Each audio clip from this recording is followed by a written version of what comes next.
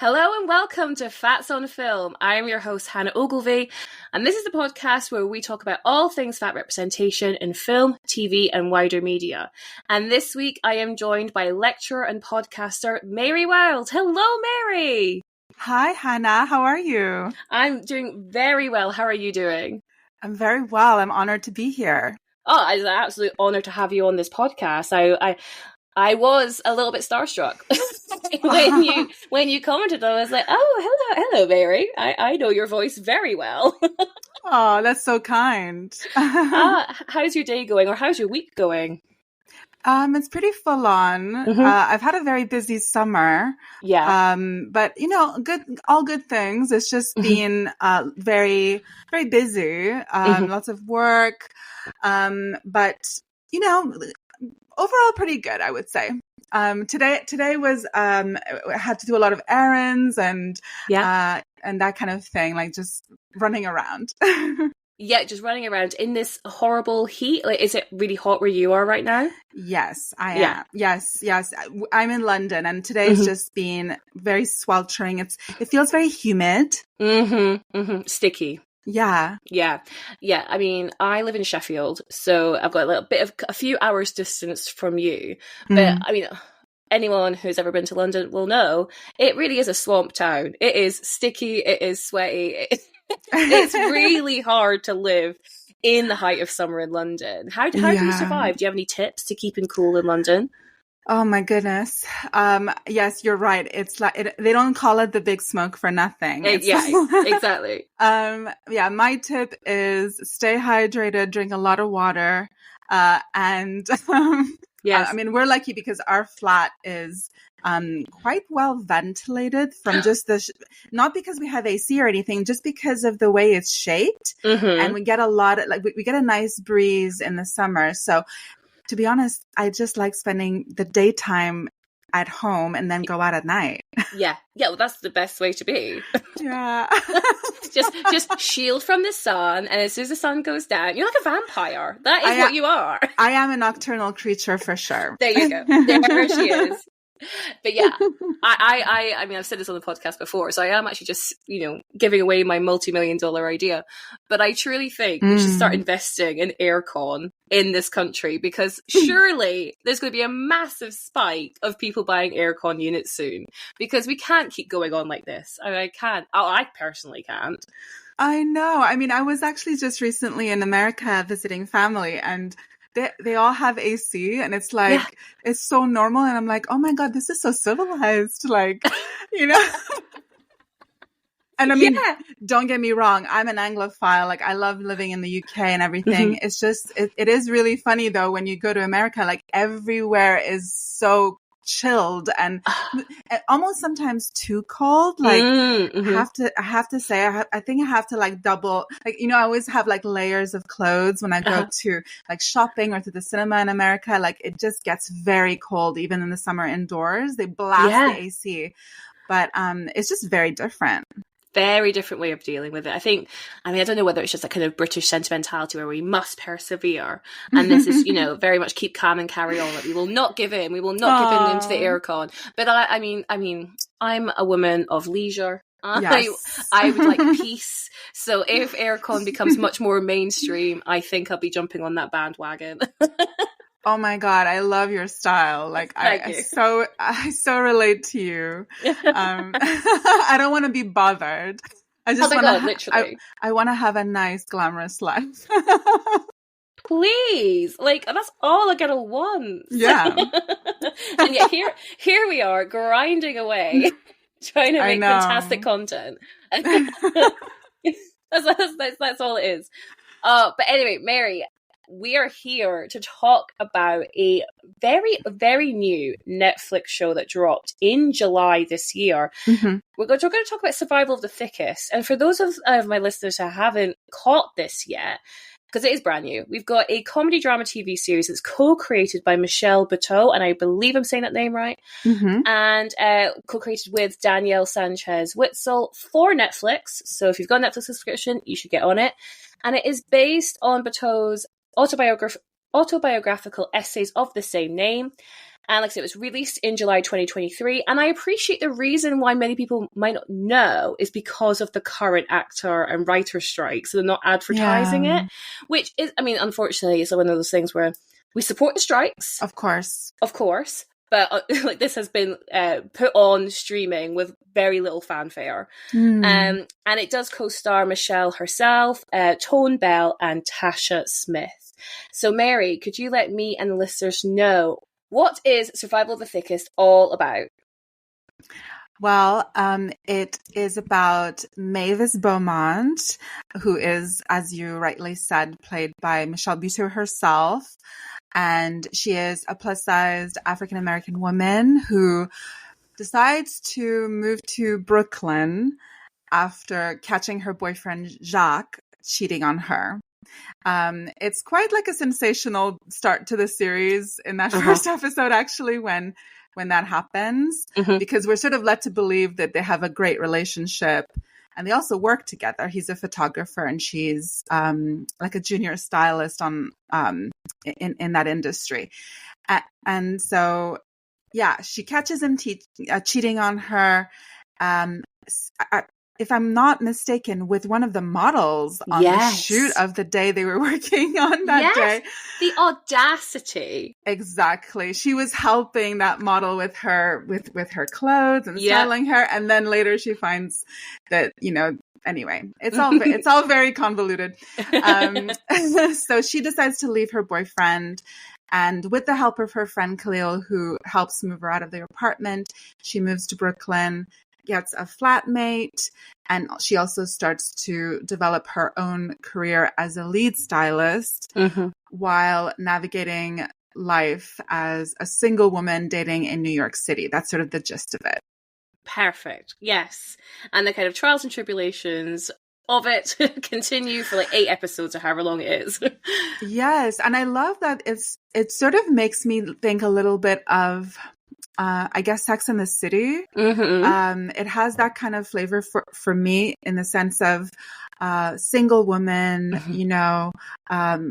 really sort of facing the sometimes absurd world of dating in a big city, but also always being like cheered on by her friends and having to negotiate all of that with also making a name for herself in her industry. And she's a creative type, just like Carrie, I would say. Yes, and I'm sure they even reference Carrie Bradshaw in the show. Oh yeah, I think there's a moment where they're looking at clothes, and I think someone says, "Oh, this is very Carrie Bradshaw," and there's not a bigger compliment in New York City, right? To be compared to an iconic character, an iconic fashionable character. So why did you pick Survival of the Thickest to come onto this podcast with? When this podcast is so focused on fat representation, what was it about this show that you were like, yes, we have to go into a deep dive on that one? Well, I'm very interested in desire as a concept in psychoanalysis, and particularly as it is presented and manifested in women. My belief is that feminine subjectivity is oftentimes made taboo in our society, a society that is organized around male desire, what in psychoanalysis is referred to as the phallocentric order, which, sometimes is also meant to designate the patriarchal structure. So I'm very interested in where female subjectivity is positioned in that discourse, in particular with desire. So I saw the show, and it occurred to me that because I was also listening to your podcast, which was recommended to me by one of my students, and I love your show. Thank you so much. And I thought, actually, this would be a great show to discuss with Hannah, because it's so refreshing to see a main character who has, who really has a lot of exhibits so much creativity, and is really thriving and in herself as a person is full of just sort of like an effervescent personality. She's an extrovert. She dresses beautifully. She's very embodied in herself. You know, she's a gorgeous, like voluptuous woman. And I actually looked up Michelle Buteau, and she's a Leo. She really has Leo energy. Yes, yeah. You know what I mean? Absolutely. And I just loved how she's also not a perfect character. You know, No. She has, there's certain things about her that, you know, I mean, she struggles with certain things as well. And she doesn't have a perfect life. You know, she faces a lot of struggles and challenges in her life, having to make this big decision to leave what she thought was a secure, stable relationship with a very successful professional man, you know, and to just kind of like leave all of that and move her life whole scale and really move in the direction of obscurity and the unknown, to at least make her own way. But all of this is guided by her desire. Yes. Not just her desire in terms of what she wants out of life, but also her sexual desire. Like she's a very sexual woman. And it's really refreshing to see that how in a society that tries to constantly push diet culture, especially on women, but also on men too, that it's so refreshing to see a character like her who is not actively trying to shrink herself down. She's not trying to minimize herself or disappear. She's the opposite. She wants to be seen. She wants to be recognized. She wants to make an impact visually and sensually with her body. And it's very sexy. Like the way that she, you know, navigates her sexuality, I find that so refreshing.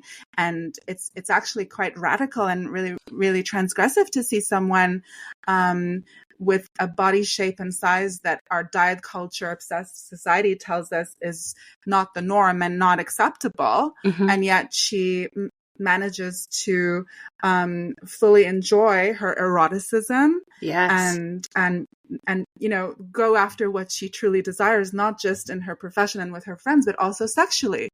So that's a very long-winded answer to your question. No, I very much appreciate your answer to it. It was so well thought out, and you had so many things. I was like, oh yeah, I want to talk about that. So you're absolutely right. I was so struck with her autonomy, because I'll be completely frank with you, Mary. When I saw that this show started off with her long-term partner cheating on her with a thinner model, I was like, oh, really? Really? We're going down that route? But it really flipped it, because instead of her, you know, again, it kind of teases you, right? That very first episode, it teases you by going, oh, she might wallow for a bit. You know, she's had to downgrade her apartment. She's had to move in with a weird housemate. Also, side note, I truly don't think that apartment is that bad in Brooklyn. It's like, this looks fine to me. I know, it's very spacious for Brooklyn. I thought that. And like the housemate Jade, I mean, she's a bit of a weirdo, but she's completely harmless and just wants what's best. So it's like, I think there could be worse places you could have gone to, Mavis. But anyway, I appreciate, though, going from Jacques' like gorgeous, I don't know where it was, but like gorgeous apartment with the Japanese toilet that she's obsessed with. And I love that little side plot, because, you know, so you just need some comfort. And again, going back to our girls who love leisure, who love luxury, that is Mavis, right? She's indulgent in that sense. And so I was like, oh no, we're going to go down like this pity party almost, like, you know, the poor plus size girl who's been swapped out for like the thinner version of herself.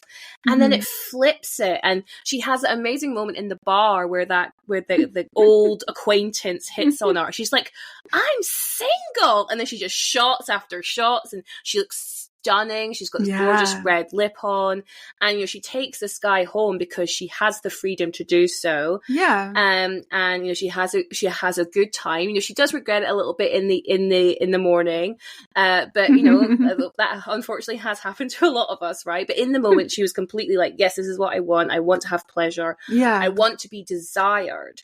And she like that guy, I can't remember the character's name, he like really likes her. Oh, he fancies her so much. Yeah, absolutely does. But she doesn't, he tries to do the whole relationship thing, like building her flat pack furniture, and she's just like, dude, like, you're doing far too much. Like, I'm not into you in that way. But she's so kind, and she is forthright. She knows what she wants. She's not going to sugarcoat it. She's like, mate, like that, you're not the one for me, but you are a good guy. You will find someone. And he thanks her for that honesty instead of just ghosting him, which he was used to. Yeah. And again, that was refreshing, right? To see an interaction between a man and a woman in the dating scene where someone has the safety and the support to be honest and stake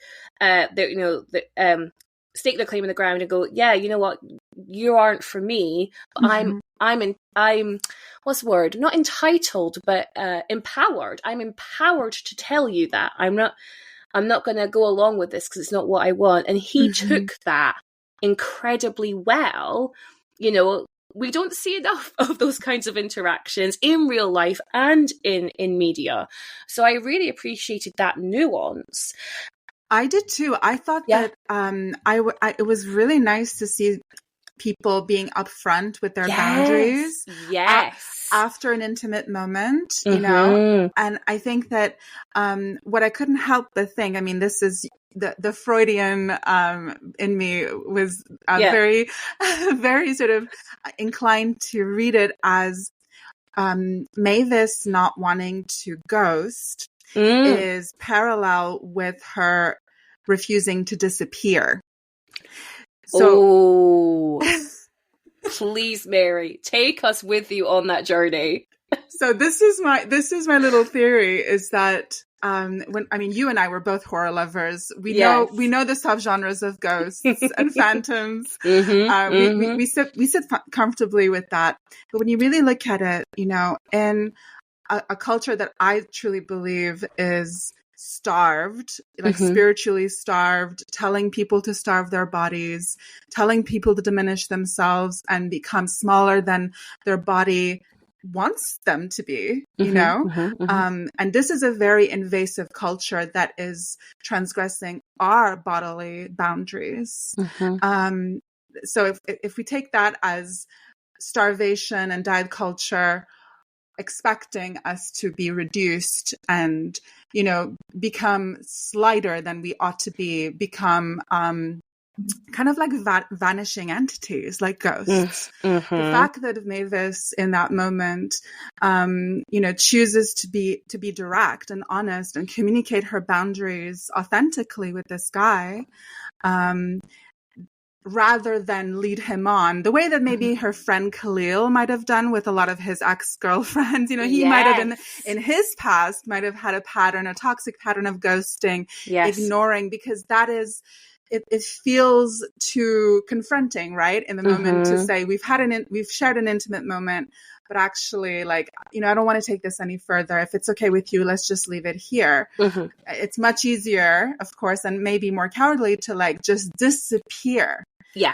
And this disappearing condition, I think, is working in tandem, working like in an adjacent way with diet culture that teaches us always to disappear. It's teaching us to not have our own materiality of our body, but also the materiality of our desire. And Mavis everything about her is a defiance against the insistence on disappearing. She will not ghost herself in a relationship, and she will not ghost herself as a woman with a body and with desire. She's always like asserting herself, and it's so refreshing to see.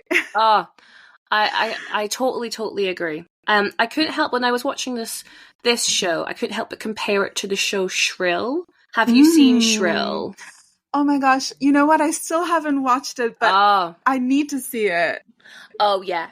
Oh, like it is definitely worth a watch.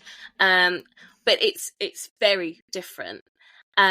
Where Aidy Bryant's character who plays, I mean, her name isn't Shrill. I can't remember what her name is now.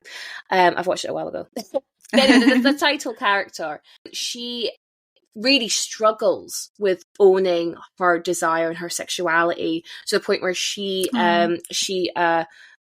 is in like not great relationships for the majority of that show's runtime, and her friends will tell her like, you could do so much better, and she thinks that like she can, but then also can, and it's this whole like kind of to and from with her like confidence. So I couldn't help but compare that character's journey of sexuality and desire and worthiness, right? Worthiness, and compare it to Mavis's.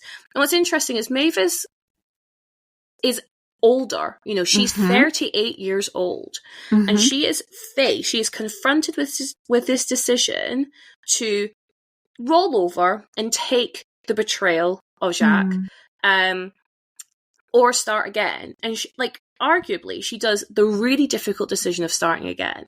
And then not only that, she then decides, I'm not going to just start again, but I'm going to make sure I'm doing it for me.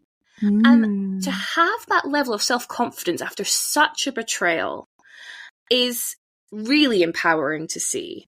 Sometimes, like, as much as a door closes, a window has also opened, and Mavis jumps through that window. So we see her have that like one night stand with this guy, and she sets her boundaries. Like, see, I love this analogy with ghosting. You're absolutely right. She's refusing to roll over, fade away. She's like, no, I have authority here, and I'm going to express that authority. So then we see her literally go in. She goes into that meeting with the Essence editor-in-chief to see if she could style the Lizzo shoot. And the woman's really impressed with her I guess her catalogue or whatever it might be, her portfolio. That'd be a better word, portfolio. And then turns out that Jacques is actually going to be the photographer on this shoot. And that's when Mavis is like, no, I'm not going to work with this man. Absolutely no way. And he even says, like, I can help you out. Like, like, let's help each other. And I thought, Mary, you've been together 5 years. Why have you not been helping her out? Exactly, before? Hannah. Yes, thank you. Yeah. I was like, where has this energy been? And I'm just, again, he's like dangling this, I've got your career in my hand, and I can help you if you like just roll over and accept my apology and we can move on. And she is, again, so defiant, like, absolutely not. I know my worth. As much as that job would have been great, like the Essence gig, absolutely. Her morals, her ethics, her boundaries, she refuses to have them trampled over just for a job. And again, what a powerful message. What a powerful message. Absolutely. It's such a red flag when he said that, because you're so right. He's actually admitting that he could have been helpful to her all along. He chose not to. He was actually using that as leverage for a time when he needed to have a transactional exchange with her. She gets back together with him and he provides, he flings the door open. Well, no, it's not acceptable. And she is extremely strong to have self-belief in that moment and really kind of rely on her own vision. She, like, that's so important, like that creative spark that she continually displays. It's all in her character, and it's really in her aura, and that is so magnetic to see. And that's why good things come her way. Like she does attract these things because of what she's radiating out there. She's not putting out an energy of, oh, actually, maybe I need to just be smart about this, and maybe I need to self-compromise. No. And I love that. I love that about her. 100%. Again, another show would have been like, oh, well, I really need a leg up in this industry. It's all about who you know. Right. But this show doesn't do that. This show's like, no, we do not play these games. I know my worth. I will find my own way through my career. She will not jeopardize her vision. She, and again, we see that a lot in this show. She refuses to back down off her vision and what she wants to achieve out of her career, right? So what's really interesting is we get that moment and she's like, oh, I've not got a job. And she, gets to Brooklyn and she's already become like super friendly with the Brooklyn queens in the local drag club, right? And you've got Peppermint from Drag Race fame. I was very excited to see Peppermint. I was just like, oh my God, this is amazing. So yeah, she's already become like BFFs with again, performers who their entire performance style is expression. It's showcasing or showcasing the boundaries between femininity and masculinity and non-binary, and you have that expression through the drag queens. And then also Mavis's expression is she's a very feminine person. What she wears is incredibly feminine. I absolutely love her wardrobe. Like, truly, she looks sensational. And where that would have been a plot point for another show, which is like, oh, she really struggles to find something to wear. That's not Mavis's battle. She knows herself. She knows her body. She knows her style. That's not an issue.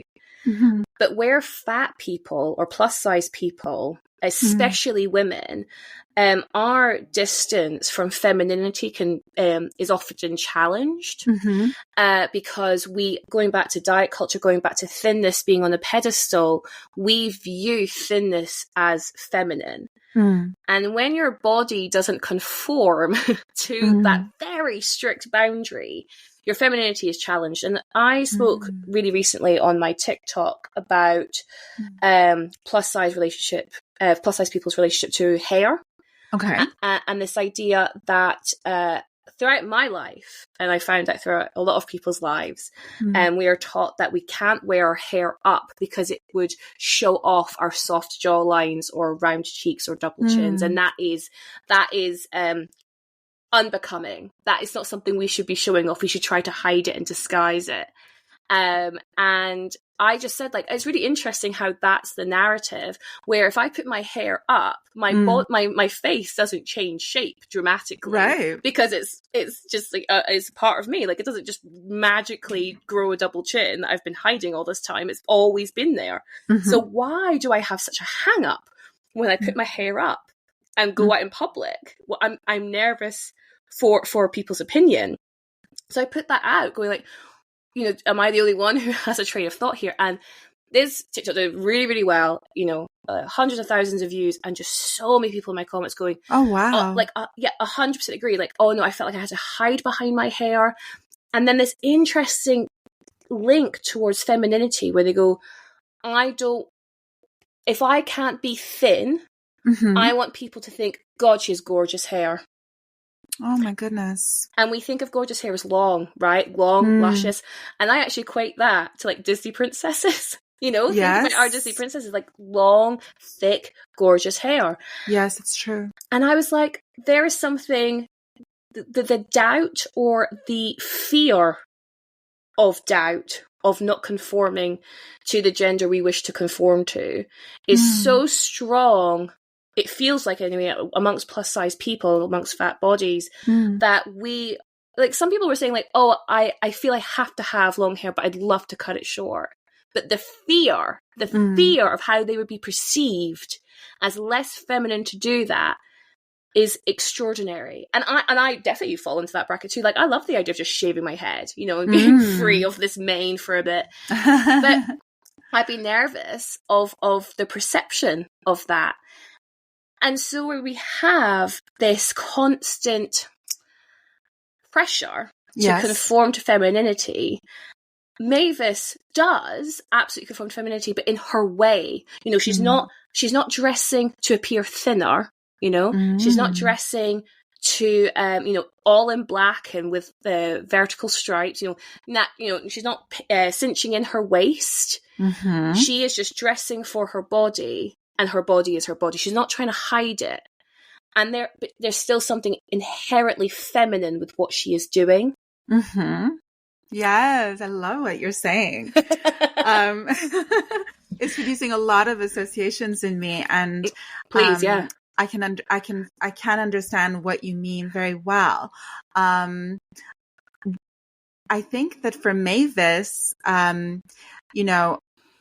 so much about the essence of who she is is about being unapologetically herself.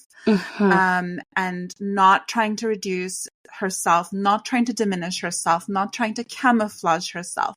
You know, like I often, I love fashion. I read fashion magazines. I grew up, I'm a little bit older than you. I was a teenager in the 90s. And, you know, I loved reading Vogue, and I loved that whole kind of fashion scene. I followed it very closely.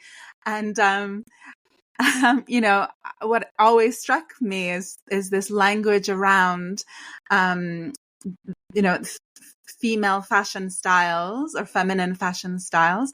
And this idea that often the goal is to appear slimmer. You know, like, how are we going to create the optical illusion to trick other people into thinking that we are smaller than we are? And it's just so pervasive in the fashion industry. I'm sure it's now changing, certainly much more than it used to be in the 90s.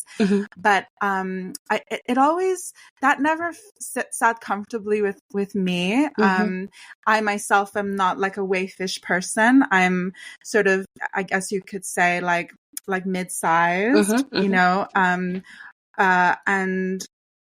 when I was growing up, I was encouraged to wear baggy clothes because, I developed quite early. And I remember teachers at my school telling me that because, I had developed, earlier than the other girls, that if the boys looked at me, that it was my fault and that I had to wear baggy clothes, and I shouldn't be provoking the boys. I wasn't doing anything. I was just minding my business, going to school. And yet I was given that message that somehow I was the culprit if I distracted a boy from looking at my chest or something. I mean, rather than actually say to the boy, can you please stop staring at your classmates? And can you pay attention in class? I was made to feel like it was my fault somehow. And I was encouraged to wear baggy clothes. It was just the most absurd thing. And so I had this message always told to me, like, and it was so pervasive in the culture. It was so widespread that somehow a woman's physicality is too provocative. So we have to do everything we can to keep diminishing it, you know, like, put the reins on our bodies, like tame it, shrink it down, count calories, you know, disappear and become basically like, a specter. And what I really started to understand, especially when I started to learn psychoanalysis, is that so much of this is really a response to the threat that a woman's body gets, a projection of threat that gets put on a woman's body. So it's the capacity of a woman's body for what we are able to do, for how we are, how we register pleasure in our body is very different from the phallus, which rises and falls. Like, the logic of the phallus is that after climax, it stops working. It needs a little break. Just to, not to get too crude on your podcast, but it was bound to happen because I'm a Freudian. And I was going to say, I've got no issues with this conversation. Oh, good. But whereas a woman's anatomy is very different, and we register pleasure, and, female presenting people register pleasure differently in their bodies. And this gets perceived as a threat. It gets viewed with suspicion. And the fact that the masculine desire it has difficulty regulating itself around women, that responsibility gets shifted from men to women, and we get told that we're the problem. We're the ones that we have to somehow change ourselves radically to subdue our own power, our own sexual power. I think this is all linked together. And I think that in Mavis's character, she's really at peace with who she is. She's someone who, she does not try to, undersell herself. Yeah. Like when she gave that wonderful speech about the birds of paradise at that. Oh my God.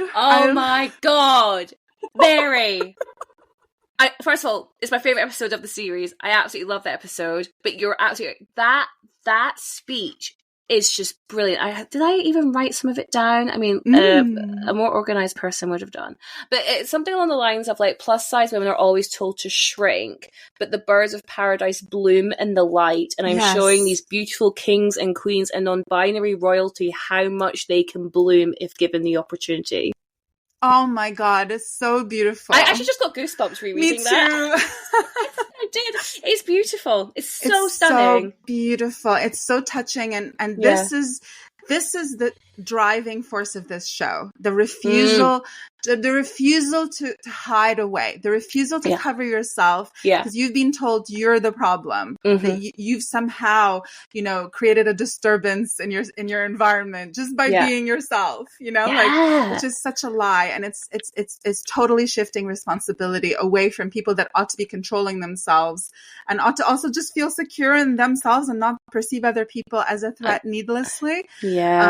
Mavis really is great at being in tune with who she truly is. She's so authentic, and she plays with a wonderfully rich color palette. And I have to tell you, Hannah, I mean, I don't want to preempt a question that you may already have on your on your docket, but I just have to say, for me, one of the most moving scenes in this series, and it's done so subtly without any fanfare, and yet I found it so profoundly touching, is when she gets the gig with, is it Natasha Karina?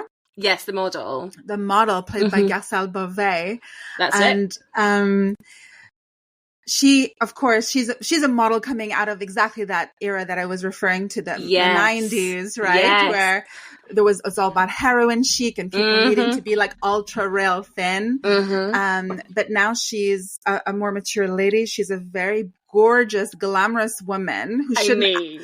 I mean, my God, why would she ever doubt herself? And yet she's plagued with doubt, and she refuses to even get into a dress without a corset on. Like, I know. It's heartbreaking. And when Mavis showed her a gorgeous green dress and invited her to put it on without a corset, at first she refused, but when she finally wore it, and it's just the way she looked at herself in the mirror, and she saw her own beauty, like she fully saw it. Yeah. And I was like, oh my gosh, this is embodiment. This is actually embodiment. Like when you don't feel like you have to pay a toll and force yourself into a corset and be who you're not to just be out there in the world. And instead you are fully yourself. You are celebrating every bit of yourself. And I just thought, wow, this is gorgeous. She says something when it's one of her very softer moments, because Natasha's character is she's so steely, right? And she is pretty rude. She's pretty rude. Yeah. But she has that, like you mentioned, that moment where she catches herself and Mavis is turned around and she smiles at herself in the mirror. And you can imagine this woman who has treated herself so poorly, right? You can see, like, she feels she has to torture herself into a beauty standard that she believes she has to live up to. And then Mavis quickly turns around and she just catches that smile, right? And Natasha quickly wipes off her face. But at the end of that, we realise that she wants to get dressed up for her ex-husband's funeral, which is just phenomenal. It's so camp. No. It's so Dynasty. And she says to Mavis that she has never felt in her body until this dress. Oh, wow. Oh my gosh. It's just spectacular. Yeah. And this idea of like feeling in your body, because my own personal experience with diet culture is one which bred a deep-seated hatred for my body, because I was gutted. I was heartbroken that I didn't meet the beauty standard. And not only that I was reminded of it all the time, because either, you know, not being able to fit into clothing that I could just buy in shop, where, like, you know, I remember going to shopping mall trips with my friends and knowing there was no point in even me trying to try something on. So I didn't get to have that cute little changing room moment, right? Something we see in teen films the world over. Yes. Right? I didn't get to have that. And then as I became an adult, going into dating, like, again, I was met with this idea that I wasn't desirable because I didn't, my dress size said 24 instead of 14 or 8, right? And I felt so locked out of so many experiences. And actually, one of the main experiences was fashion. Something, you know, you mentioned how you read Vogue when you were younger and how you followed fashion trends and how you found it really interesting and just, you know, a passion. That's something I felt I wasn't allowed to even access because they never looked like me. You know, you mentioned how you developed really early, so did I. You know, I hit 11 years old and hips, ass and tits came straight in. I was like, whoa. You know, and it is like such a confusing time. All of a sudden your body's sexualized and you don't even know what sexuality is yet. No, exactly. You know? It's really confusing. And so this idea of like not feeling my body, I didn't feel that until, and this is unfortunate, until I lost a lot of weight and people told me how good I looked. And I was like, this is what I've been chasing for however many years. And then I have health complications because diets suck. Yeah. And I had very severe health complications.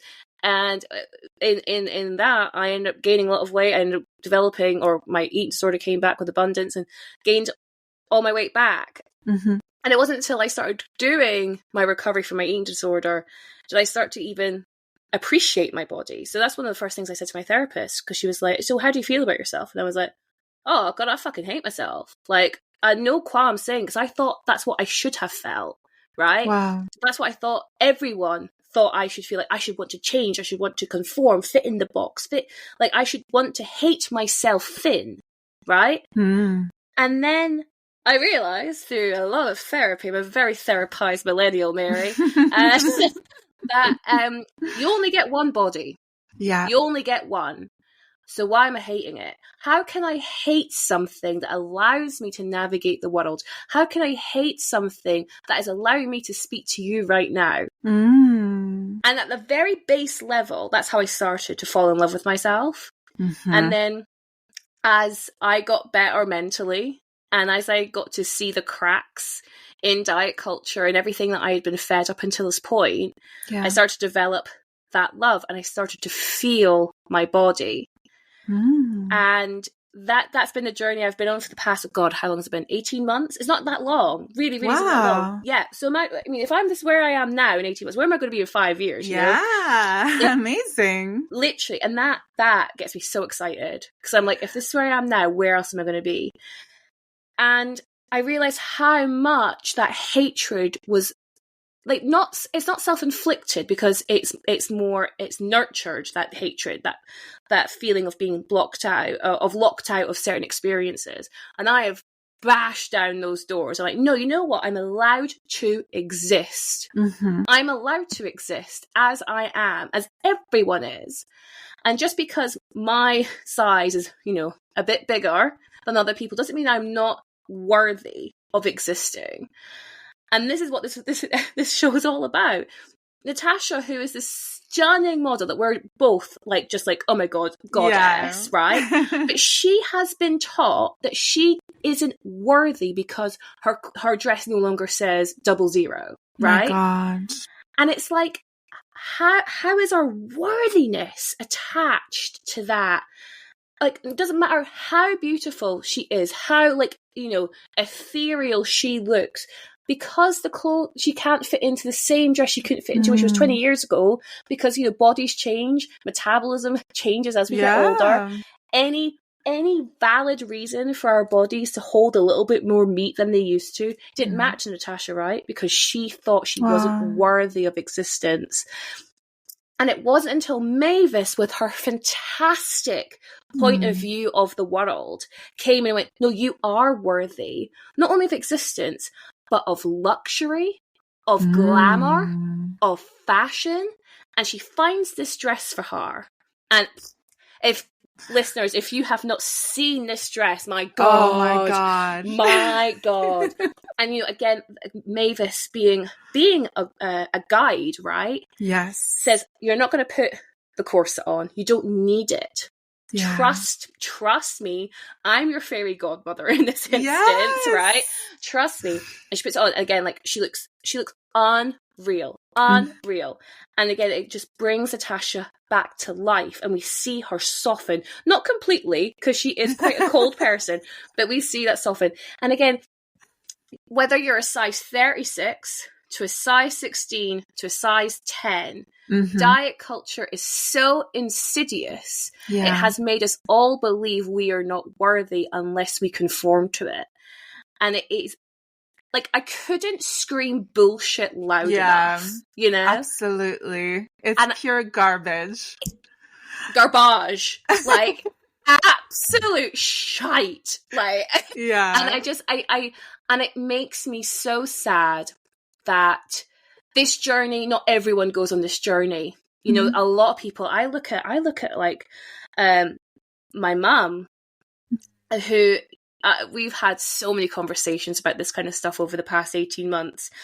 And she's 60 something. Apologies, Mum, if you are listening. I think 64, 65-ish. And I appreciate that what I am telling her goes against everything she has believed for the past 65 years. And that's a lot to take on emotionally, And so I appreciate she might not come to this conversation ready to, fully love herself as she is. But my motivation with her, I guess similar to Mavis's motivation with Natasha and the rest of the people that she, and I hope this word's okay, but like collects, like she collects people, right? That like you are worthy of love and respect and glamour and luxury and to exist just as you are. And I hope I'm also creating a similar space with people in my life, because I've been on one end of that spectrum and it is dark over there. It's very lonely over there. Yeah. When you find acceptance, you find community. And again, community is a really big part of this show, right? Mavis's community is so multifaceted. It's so interesting, right? You've got her best friends in Marley. Oh my God, what a best friend. I know. But you got Marley and Khalil, and I love how their friendship blooms over this show. They're not that, they're acquaintances because they know Mavis, but then they become friends as well, which is really lovely. And then you've got her drag queens, you've got Natasha, you've got Nicole Byer in her area. Like, she's got these pockets of people where she is able to share her vision and her confidence. I mean, it's interesting. I don't know whether confidence is infectious. Maybe you have a point of view on that, but in this show, they believe it is. And I think it's really beautiful to see that we can gift people confidence and wisdom and understanding. And I mean, ultimately, the word that I keep coming back to is existence. Yes, absolutely. I think that it's really fun to read Mavis as, of course, a woman unto herself, with her own dreams and fears and challenges that she faces. But it's also really fun to read her as you say, like a kind of almost like an allegorical figure who touches the lives of everyone in her surroundings, people in her community, and is able to like alchemically rebalance and restore something that's been so deprived. Yes. And made so depleted and malnourished, really malnourished. And she's just this like, she's such a tonic, she's such a kind of, refreshing change of pace, change of tone, and she's so vibrant and dynamic. Yeah. She has a positive influence on the lives of people that she knows, you know, like, Yeah. I have to say, just touching on Natasha, I couldn't help but think that even at the obviously it was was it the ceremony for, was it the wake or the funeral of her ex-husband where she went to, Yes. in the green dress where she Yes. looks so fabulous. Yeah.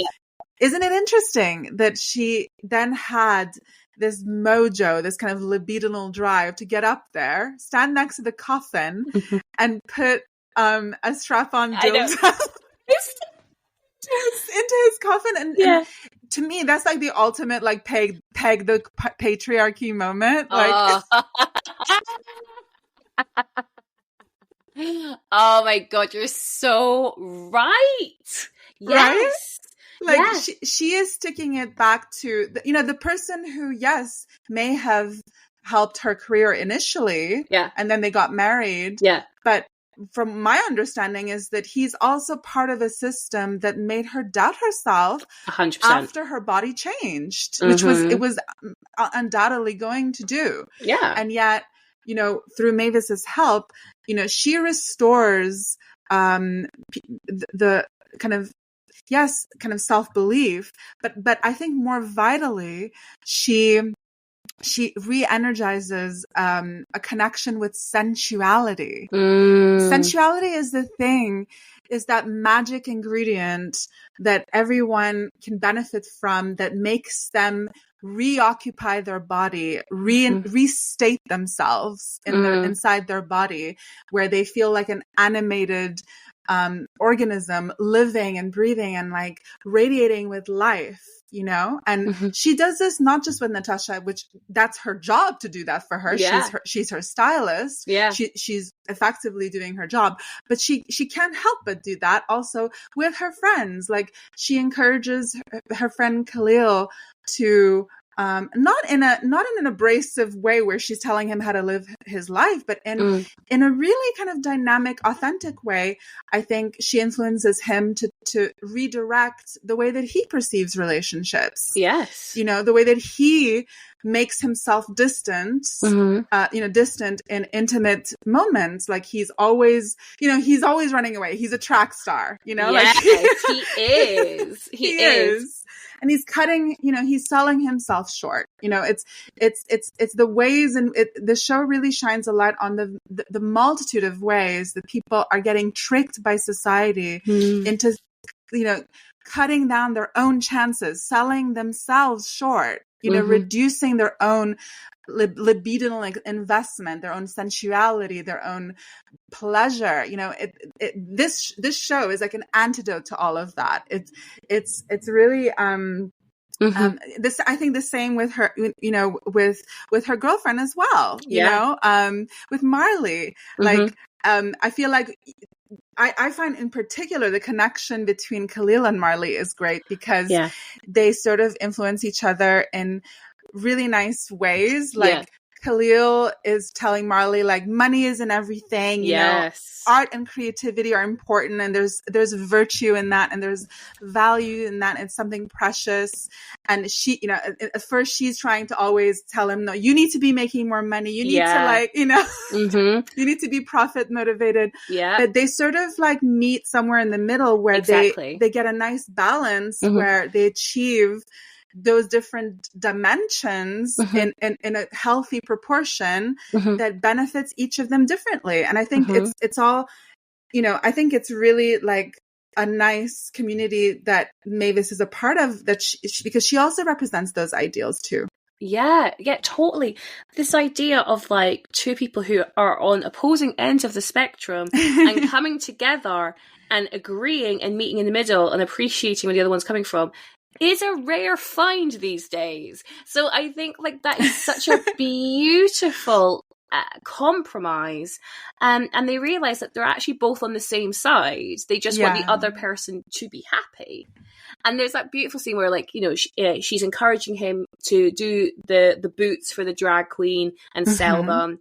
and then he's encouraging her to just do artwork for the sake of just doing art, just to express yourself, right? Exactly. But she has that really funny moment when she leaves. She's like, oh, I've had a great time. She leaves, and he sees it. He's like, oh, that's actually pretty good. And she turns around the corner, she's like, I knew it was good. I just wanted to hear it. So she can't. So again, she's not compromised too much because she's still a competitive spirit. Yeah. But she has also honoured his point of view by taking part in it, which I think is really lovely. And then that episode ends with them joining up again for their little park run, with the weed pen, and they're there first, and they're chatting, and Mavis walks up to them and like, oh, we're friends. I just think that's such a love, again, a bit of community. A side note, I really appreciated them showing Mavis exercising. That's that she obviously likes to move her body in a fun way, getting high with her mates. Like, well, that sounds like a great way of doing it. Yeah. But I just really appreciated that. Like, it's a statement. It is a statement to show this plus size woman working out, because again, the narrative we have been fed is that plus size people don't work out. That's why they're plus size. And I'm like, no, that's not true. We know that's not true. There are plenty of plus size people who are incredibly fit. And I just appreciated that commentary. It's so subtle. They don't make it a big thing, but it's there, and I appreciated it. Yes, I do as well. I think it's so nice to show it in a way that is clearly part of her routine. Yeah. She's not doing it because she's trying to crash diet. She's it's not pressured. It's joyful movement, and it's communal. It's with friends. It's a social thing. Yeah. It's not like, oh, you got to do this thing. Like, it's not self-punitive where you're over here suffering alone. Like, this horrible thing that you have to do to like punish yourself. Literally. It's none of those things. It's literally just full of joy. It's a lot of these things that we take for granted as people who've been forced to accept the ridiculous rules of diet culture. It's so refreshing to see these things just presented, but not over explained. We're not told no one in the show is deeping it. Like, they're just getting on with their lives. Like, this is, do you know what I mean? Like, it's not a big thing. It's not a big drama. It's just, I'm going for a run with my pals. Like, I like that it's just normalized. It's just treated as a part of her weekly routine. And it is very refreshing to see that. Absolutely. It's incredibly refreshing to see it. Incredibly refreshing. To the point where I have to tell you, sorry to cut you off there. No, please go. I just had to say, like, today, for example, I went to a yoga class and we had like a sub for our teacher, was like this new lady that we didn't know, wasn't our regular teacher. And her style was, it just really like took me aback, because she was like, okay, everybody, like, she was really hardened and like forcing us into these postures that seemed like, I don't know, like not intuitive and very antithetical to what I for one think yoga should be anyway. And then she started giving us a sermon in the middle of the yoga class about, if you want to get fit, if you want to lose weight and count calories and burn calories, you have to struggle. This is going to have to be hard work. And I'm just like, oh my God, no. Such a damper on my class. And like, I looked around the class and people were like looking at each other like, what's she on about? Like, what is this? It was just such a... I can't. I really, I swear I had the impulse to just get up and leave, because I fully agree. I did not, that's not what I signed up for. I didn't go there to get yelled at and, everybody in the class, you know what I mean? Paying for that. No way. Pay to be yelled at. Exactly. Oh my God.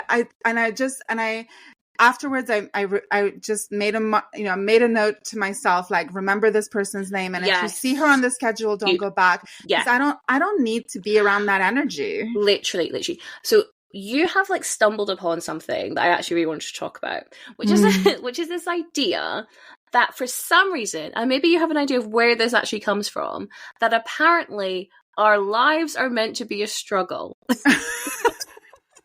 Like, there's this idea that, like, like your yoga instructor, and I'm going to say that really loosely because that's not how I perceive yoga to be. Like, yoga's about connection to your mind, body, and soul. Exactly. Being screamed at about calories does not compute with me. No way. You know? And I'm sure I know the listeners will agree with that, because no. Anyway, but my point was this idea that in order to achieve the beauty standard, we must fight for it. We have to struggle and sacrifice, and it's going to hurt, but it's worth it in the end. Is it? Is it, Mary? Is it worth it? Because life for me is far too short, right? To be in that space in mind. Like, I mean, I was there for a very long time, calorie counting, diets, all this good stuff. And it's exhausting. And it's so exhausting that you actually don't leave a lot of room for other things. Mm-hmm. There's a reason why, as I've got recovered from my eating disorder and regained or developed my relationship with myself, that I have been able to pursue my other interests, like starting a podcast, like exploring my fashion sense, because my brain was preoccupied with all the other shite. Yeah. And I'm just like, why would I struggle when this is so much nicer? Like, why can't our lives be luxurious? Why can't we indulge? Why do we put the struggle of, I don't know, obtaining a certain physique, if we're going to use your yoga instructor's ideology, why do we put that on such a pedestal and we look down upon indulgence, for lack of a better word, or I mean, I'm going to say a word that is it has got a lot of negative intention behind it, but laziness, that would be the antithesis of what she was saying. But why? But why should we be struggling? Like, it reminds me of that. I don't even know where the sound comes from, but I hear on TikTok all the time this idea of like, I don't dream of labor. Like, I don't dream of a job because I do not dream of labor. And that's how I feel sometimes. Going back to this idea that's at the very beginning, like, I'm a woman of leisure. Like, I would love that to be my actual existence, because the world and humans can't exist just to slave and grind away. Like, truly. Like, I surely it's meant for more than that. Absolutely. Like, I'm so with you on that. I'm so with you on that. It's just a very strange association that has been made in the culture with people who are somehow like martyring themselves and like denying themselves pleasure, and somehow that's a measure of virtue and morality and ethics, and this hard work of like grinding your body down every single day, denying yourself the food that your body needs to be healthy, to be nourished, and literally to literally exist in the world. That if you say no to that and you do these insane, like restrictions on yourself all the time, that somehow it's a measure of what a great person you are, that you're so disciplined and you're so to be trusted, and you don't shy away from the hard work. And it's like, this is such bullshit. It's just such nonsense. It's brainwashing and it's propaganda that's actually, I think it's part of this kind of hyper-capitalist world of like forcing people into extreme I think like wage slavery and forcing people into not enjoying their life, feeling like they're indebted to their boss, feeling like they have to live to work, not work to live. And it's creating this myth around luxuriating and actually being embodied in yourself and in your surroundings, taking pleasure. As somehow this is greedy. As somehow this is, you're a bad person. You're not to be trusted if you've over enjoyed something. Yeah. I couldn't disagree with this more. I'm so attracted to people who like to live well, in the sense of like taking joy from things. I think that's so sexy. Yeah. But also like that's so much more inviting and welcoming to me. Yeah. You know what I mean? Like if someone is like, enjoying life and like you say, indulging I can't even, like, you know, in just activities in life, you know, like not everything's about the grind. And I know I joked about that earlier, but this is something we're both really passionate about, so it's different. But yeah, like, surely that's the people I want to be around. I don't want to be around people who restrict themselves. Because what else are you restricting? You know, if you're restricting from food, from, I don't know, enjoyment, are you restricting your emotions? Yes. You know, are you restricting, going back to, you know, the Freudian part of it all, like your sexuality? Your sexuality, yeah. What are you hiding? Why are you hiding it? Are you, you know, I always say, right, I hate this phrase, but I say it every damn episode.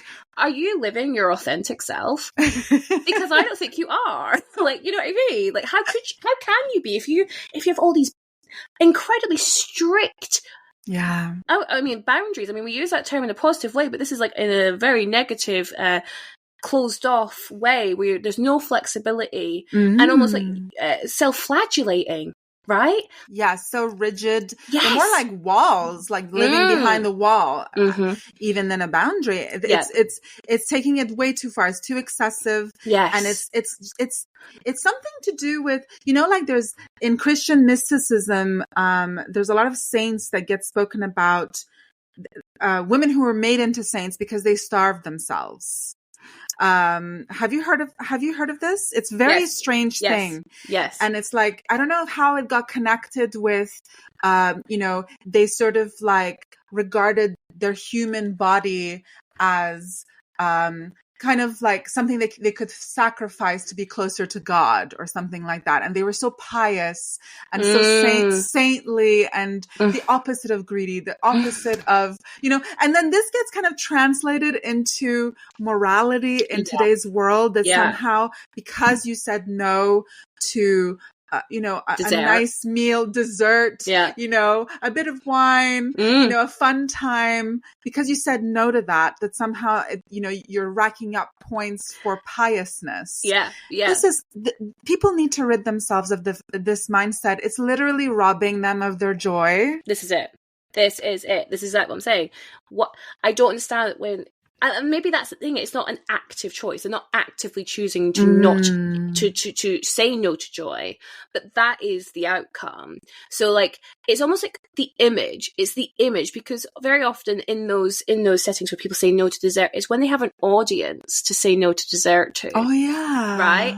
Or like, oh no, actually I've had 2 glasses, I won't have any more. I've had my fill. Oh no, I can't have that. I've eaten far too much already. I can't have a treat. Like, it's always with an audience, because I think they want other people to perceive them as, you know, incredible willpower, disciplined. Oh, like, you know, everyone else is having dessert. Like, why are you not having it? Like, oh no, I don't need it. Like, it's almost like you say, it's like a morality thing. Like, I'm above you because I don't need these silly human pleasures. And it's just like, babe, it's a sticky toffee pudding. Ain't that deep? That's it. And also, if you're saying no to a sticky toffee, I don't want to know you. I don't want to know you. Get away from me. It's the best dessert going. So it's this really fascinating. I mean, the thing is, it's all intertwined. Everything we're talking about is so intertwined. It feeds off each other. And I think my intention with bringing this to the conversation is to show how insidious this is. Yeah. Like it forms part of how we form relationships with each other. It forms things about our perspectives. It forms how we view ourselves. It forms how we view strangers. Like, it's everywhere. It has so much power. Yes. And I think, bringing it back to the show, there is so much empowerment in watching Mavis and her community no longer give that power. And I guess ultimately, like, it's a choice. We're subscribing to it. And I appreciate I'm not sure how conscious we're making the decision, right? Because, like you say, capitalist hellscape, there's only so much we can do. But it's bringing awareness to it. And this show is definitely bringing awareness to it. Like, there are ways that we can live our lives that center pleasure, desire, enjoyment. Just like, absolutely, like, there are ways we can do that. And also, I think the most important part, and be successful doing that. Mm. Mavis's career is just taking off in this show. So, we see when Natasha, she has the dress and Peppermint's live streaming it, right? And the hashtag, amazing. Is it Mavis Kills is the hashtag? And so now everyone wants to work with Mavis, right? The drag queens want to work with her, and she wants to help them out because, she wants to lift that community up, like a marginalized community up. We see that Nicole Byer playing a very heightened version of herself. Yeah. And I love Nicole Byer. She is just brilliant. I don't know if you've ever listened to her podcast, but she is just the funniest person. Oh my god, I've never listened to the podcast. Oh my god. So it's called Why Won't You Date Me? And it's basically about her. She has guests on. They just talk about like their worst case scenario dating, or they talk about relationships, and it's very like sex positive and really fun. And she's just so filthy, and it's always fantastic to hear women speak like that. Amazing, love it. No, she's great. She does that, and interestingly, in the show, she's launching an underwear brand, and she actually has just done that in real life. So it's like mirroring real life. And I just love her. I think she's brilliant. But we've spoken about her friends and the impact she's had on like people around her. Yeah. But let's talk about the people who've had an impact on her, on Mavis, and let's talk about Luca. Yes, let's talk about Luca. Oh my god. Oh, right. So first of all, just a swoon-worthy individual. Oh my god, he is so dreamy. Literally. And so when you first meet him, he's in the drag club. One of Mavis's clients, his top has bust open, and she steals Luca's tie to fix it. And again, just the brazenness of it. Like, I'm just going to steal this random stranger's tie. Like, he won't mind. Blah, blah, blah, blah. And she makes the assumption that he must be gay because he's in a drag club. And it turns out, like, no, he's not gay, but he would love to take Mavis out for dinner. And he's like, I'm only in New York for one night. It's one of them. I'm only here for one night, babe. Let's go have dinner. And he's Italian, is Luke. If you couldn't tell from the name, he's Italian. And he takes her to an Italian restaurant. And now usually, Mary would be like, I don't want a man ordering for me. But in this specific scenario, it's incredibly hot because it's all Italian, and he speaks to the waiter in Italian. He knows the chef. And she is not like, I mean, smitten is probably maybe too strong a word, but she is like, who is this guy? You know? Yes. Oh my God. That scene where he's ordering and it's all in Italian and we don't get the subtitles. It's very clever the way that's set up. I love when films do that. Yeah. Because we're Mavis. We are Mavis. Yes. We identify with her not knowing. Yeah. And it's all part of like, you know, the mystery of the seduction. And I don't speak Italian myself, but I picked up a couple of words that I do know. And he said to the waiter, something bellissima donna, which means beautiful woman. Beautiful woman. I picked up on that too. Yeah. Right? Yeah. And then, but then it was so nice to see the waiter repeat it, and he was like, yes, absolutely. Like, you know, it was just acknowledged, you know, that it was such a kind of celebration of, you know, a beautiful, sensual woman being invited on this impromptu late dinner. Yeah. And, you know, her beauty was, you know, actually like testified, you know, like they were testifying to her beauty. And I think that's a really nice thing. And I think that, it's something that, again, you know, because of diet culture and the lie that it perpetuates, you know, it sells us this complete fiction that larger bodies are not desirable. And here we have you know, a scenario that flies in the face of that. And it's done in such an authentic way and such a kind of sincere, beautiful and touching way. And their chemistry is undeniable. They have so much chemistry on the screen. Yes. And I love that their fling kind of carries on because he, as you said, he doesn't live in New York City, but he returns from time to time. He spends like a bit of time in America and he has to go back to Italy. Mm-hmm. But when he is there, he wants to spend time with Mavis. You know, their encounters are very immersed in sensuality, like the sex scenes. Can we talk about the sex? Oh my god! Of course, please. Wow, I was actually like blushing watching them because I love that it wasn't like, okay, we're gonna have sex, let's just do it in the dark and under the covers, you know, like it was like very out in the open, obviously like in her bedroom, but like you know, there was no like hiding away. There was no hiding of the body. There was no camouflaging. There was no making excuses or apologizing or, you know, having to explain herself in any way. It was fully embodying herself and her sensuality, taking responsibility for her pleasure, and depicting a man who fancies her so much. And wants to give her pleasure. There's a lot of, you know, he's a very good lover.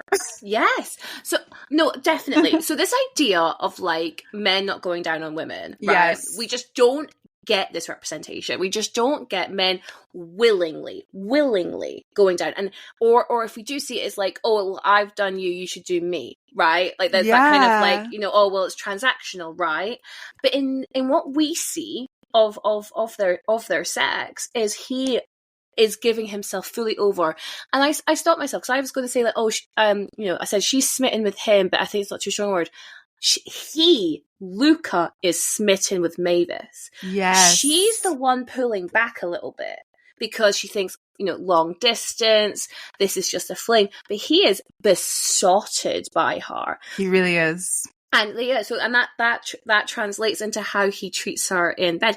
And what's interesting is that there's a shot where she is on top and he's like properly grabbing onto her breast. Oh yeah. And that is something, again, I feel we very rarely see, especially in like a comedy TV show, 20-minute episodes, you know, we don't see that level of sensuality. Almost like it's quite it's incredibly passionate to the point where it's like I have to have you, like almost like tear the skin off. I want to like get in, like it's that kind of intensity. And it was just awesome to see this man. And I think it's really important to note that Luca is, you know, quite a slender man. And again, we see this a lot in fat sensuality. Is often or not they are body matched, so we get like big men with big women. We do get it. We do get representation when it's like one person is thin and one person is fat, and I think this is a really good example of that. Again, fat sexuality could fall into it's a joke. It can be played for laughs, or it can be fetishized. And here it's neither. Here it's just hot, passionate desire. And there's a really gorgeous moment in their first date at the Italian restaurant where she says, oh, the big titties and the freckles helped, right? And he toasts to big titties and freckles. Now, that would have worked. That would have worked a number on me, Mary. I'd be like, right, where are we going? What a line! What a line! Yeah. I mean, he is incredibly hot.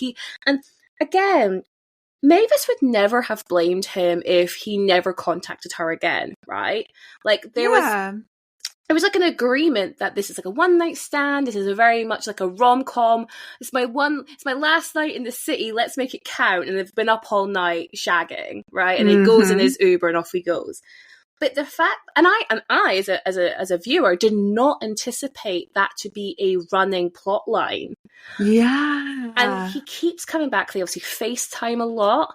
He keeps her engaged in his life. We see him at work and we realise that he helps refugees get visas to live in Italy, or asylum seekers to live in Italy, because he himself is the child of refugees. Yes. So he's a very passionate, I mean, we see passion in every part of his life, right? And he has incredible morals, you know, he's a humanitarian, and which we love to see. And yes. And and then vice versa. And then what was interesting about their relationship is, he comes to New York every so often, and there's that really, again, a lovely moment when he meets the friends, and he plays a trick on them that he doesn't actually speak much English. And then, of course he does. He speaks fluent English. It's all great. And they all get on really well. There's no, again, in another show, there would have been some conflict between the friends, not liking him, thinking maybe he's taking their friend for a ride. He's not committing, but there's none of that friction. There's just, I think, more cautiousness from the friends that, like, where is this going to go? We don't want you to get hurt, but they're not stopping the relationship. They're just kind of like concerned friends. And I really love that they're happy that at least this guy's nice. Compared that to, like, her experience with Jacques, who completely broke her heart. Ultimate betrayal keeps popping up as well. Every time he popped up, I was like, why are you still around, man? Go home. Exactly. And it's so, I love everything you said there. And it's just like on the Jacques thing, I think it's very telling that he doesn't listen to her. Like, the fact that he keeps popping up, literally, he is not taking on board and absorbing her message. He is just doing what benefits him and what, if he feels is he deseres. And it's not a consensual relationship. Like, he feels entitled to Mavis, and he sees it as a challenge for his male ego to be like, I'm going to win her back, and it's so interesting that what Mavis is saying, like, no, I'm not interested, I'm moving on, never registers with him. And this is another red flag that he's not on her page. Like, he doesn't actually really care about her autonomy. Whereas with Luca, I feel like, I mean, obviously, like, no character in this show is perfect, which is great, actually, because it shows human flaw and inconsistency, which is totally normal. Like, with Luca, like, when Mavis is having a very busy week with work, he takes it upon himself to buy her a ticket to come and visit, which I thought it was a very sweet gesture. But understandably, Mavis is like, it's ill-timed. I'm very busy right now. I can't just up sticks and go to Italy. Like, it's a huge ask.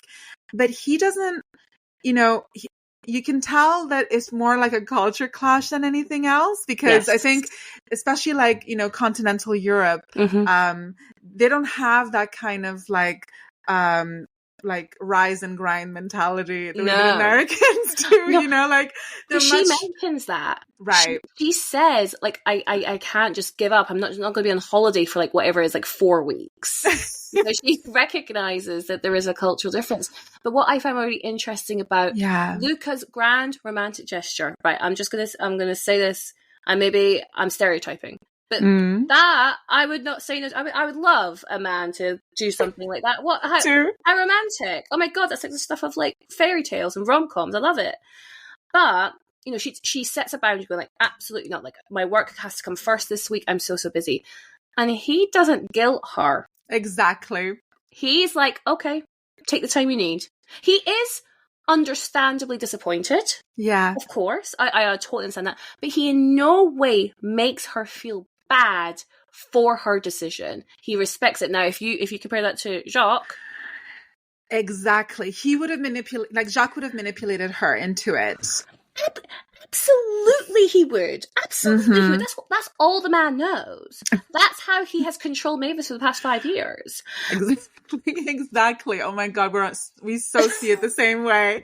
I honestly, I applaud the show for showing us the two differences. I do, but my god, they made Jacques so unlikable, and I mean, in the most amazing way. Because he does the bad thing and he cheats on his girlfriend, but just what he does after that is so subtle. But it's like, and the thing is, Mavis knows that because she can't just kick off at him, because she would be seen as the quote unquote crazy ex-girlfriend. Right. So she just has to hug him if she sees him in the street, right? play poor deal because she doesn't want to get that label on her, because he'll twist it to make himself look like the victim. And it's just like, oh my God. And then what's even worse about the situation, and that this is the moment when they went, okay, we've got generational differences, because we get introduced to Mavis's mum and dad, and whoa, Mavis's mum does not like our Luca. No way. Thinks he's a fuckboy. Oh, you're just using my Mavis. Mavis has no time. There's something that said it. I don't think it's Mavis's mum. It's someone else. It might actually be Mavis herself. When they say she doesn't have the time to see if this fantasy plays out. Yes. And it's like, Luca is not regarded by many people in Mavis's life as a realistic option for happiness. And this time comes into it, and the Mavis feels the time pressure. She is in her late 30s. She does want children. She does want to get married. And then here comes Jacques with the fucking engagement ring and the cute little elephant things. Asking her dad for his blessing. They're not even in a relationship, Mary. Imagine the audacity of like your ex-boyfriend rocking up to your dad's place and being like, oh, we broke up 3 months ago because I cheated on your daughter, sir. But can I ask her to marry me, please? Can I have your blessing? And the dad gives it. Where are our boundaries? Why don't we think Mavis is worth more than this? Because Mavis believes she's worth more than this. Agreed. Absolutely. And it's like, the dad is trying to rationalize it like, listen, I cheated on your mom back in the day. Literally.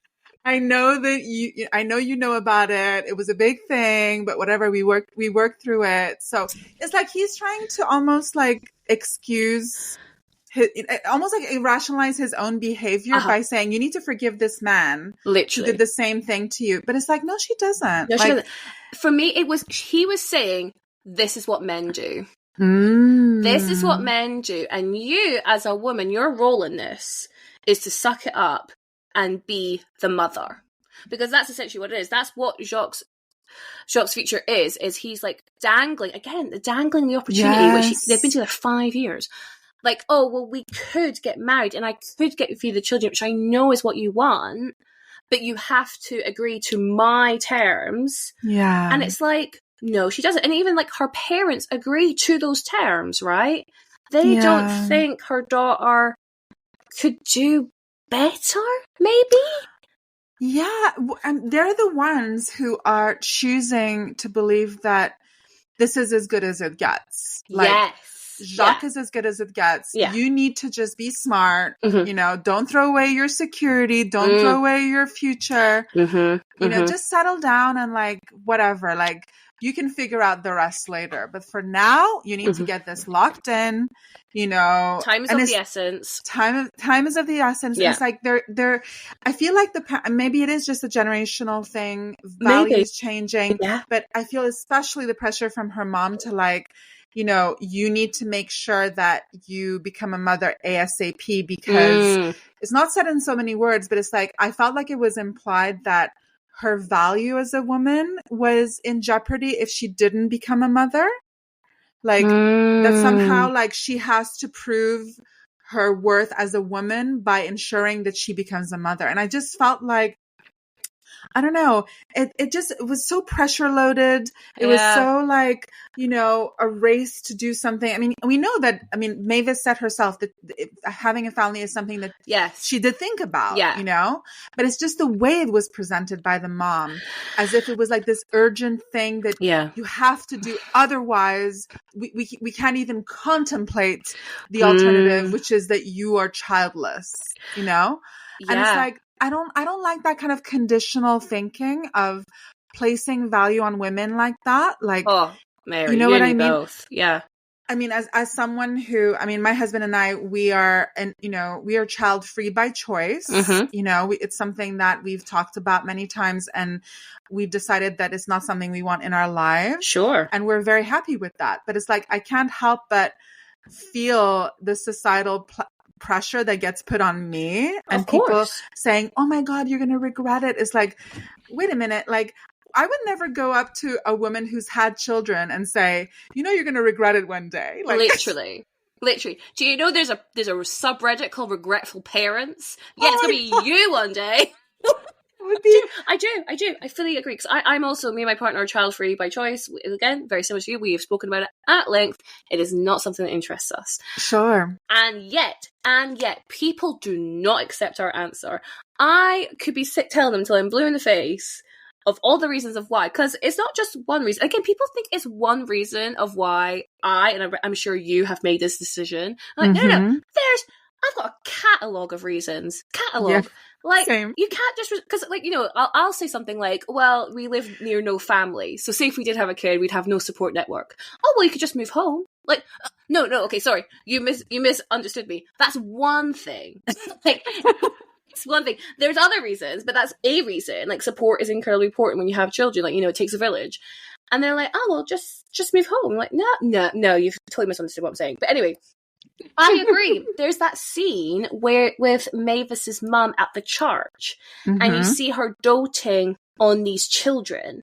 Yes. And again, it's that pride thing. Like the other kind of grandmother, you know, it's like, oh, these are the children. She's like, oh, aren't they beautiful? Aren't they gorgeous? And then obviously Mavis is there with Luca, her new beau, and there's no children to brag about. There's no see.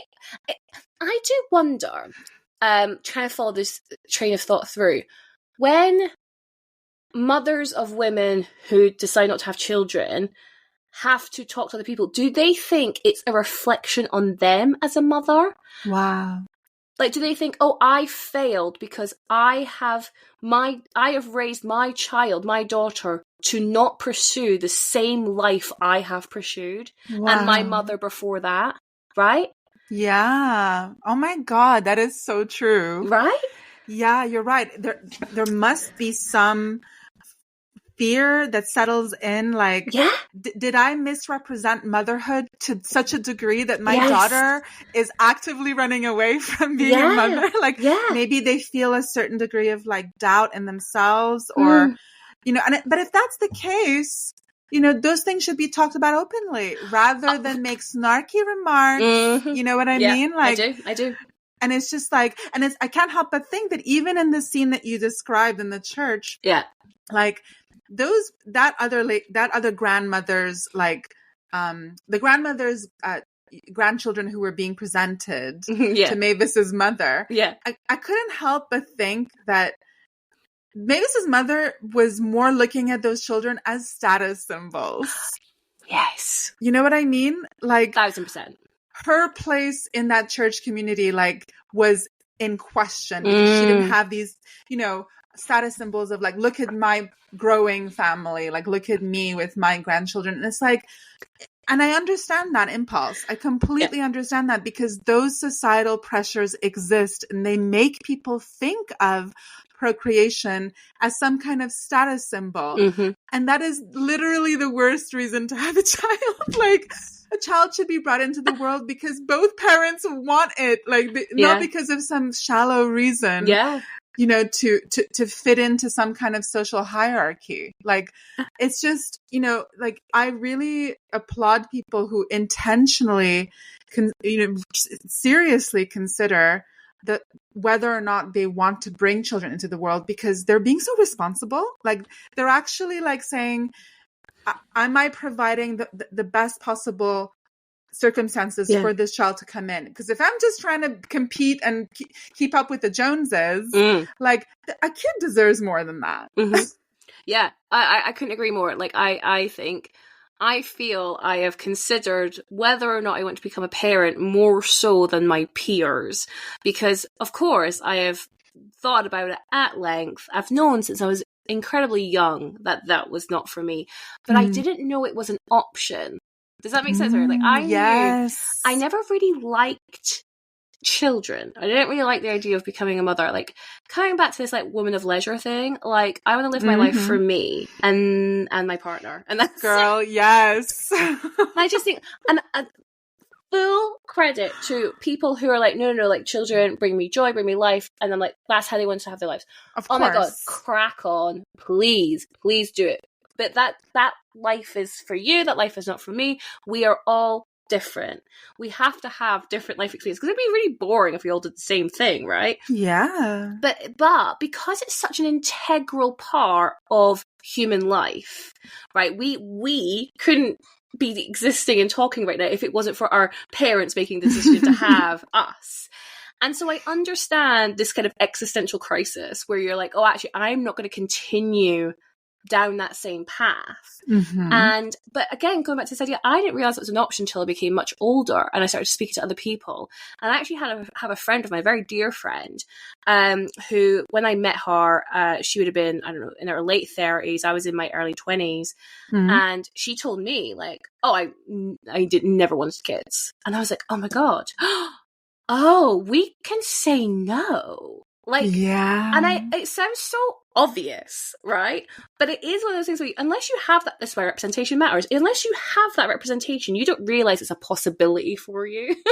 And I just think, like, yeah, ultimately, like, people, everyone's different. Everyone's gonna have kids for different reasons, and some are gonna be right, some are gonna be wrong. Like you say, if you're having them to keep up with the Joneses, and because you want to be, you know, heteronormative mum, dad, 2 kids, a dog, and a white picket fence, you do you, man. Yeah. You do you. And I'll do me, right? I'll do me. Yes. But ultimately, absolutely. Like, I think the most important thing when it comes to child-free choices and child-free lifestyle is our lives are not less valuable because we haven't had children, you know? And I think, again, looking at Mavis's mum and how she saw those other grandchildren as status symbols, and she perceives that she doesn't have the same status symbols, that she can't compete. Her life, Mavis's life, is not less worthy. No, you know, she hasn't, like you say, she might have felt under threat of her position in the church, but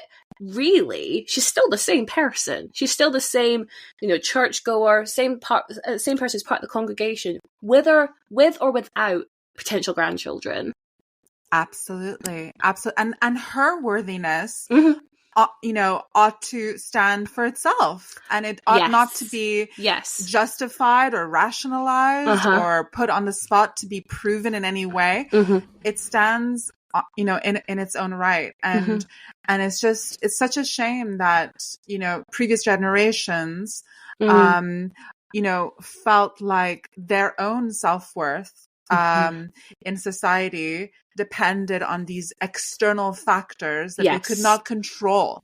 Like, this is it. And I feel like Mavis is really breaking the cycle of this. And she's, you know, and she has her own kind of like pull towards motherhood. You know, she has that inclination for sure, which Jacques tries to manipulate. But it's like, but I like the fact that Mavis sits with the uncertainty of it. You know, she's able to tolerate the ambiguity of it, and that it's not that straightforward. And she's not just going to dump Luca because her mommy told her. You know what I mean? Like, she's a grown-ass woman. She takes responsibility for her desire. And this is what I really admire about Mavis as a consistent feature of her character, is that she holds space and prioritizes the things that bring her joy, even if people have an opinion about it.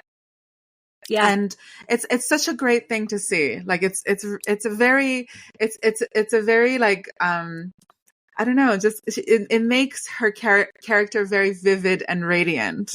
And I think as well, what's really important about that, what making her character vivid, is that she does have that wobble. Right? Yeah. She has this wobble where she goes, oh, I don't have time. Jacques is a sure bet. He's got a good job, good apartment. He wants to marry me. Luca's not proposing anytime soon because that'd be weird. So like, I understand the wobble. I totally get too. The external pressure is so great in that moment for Mavis.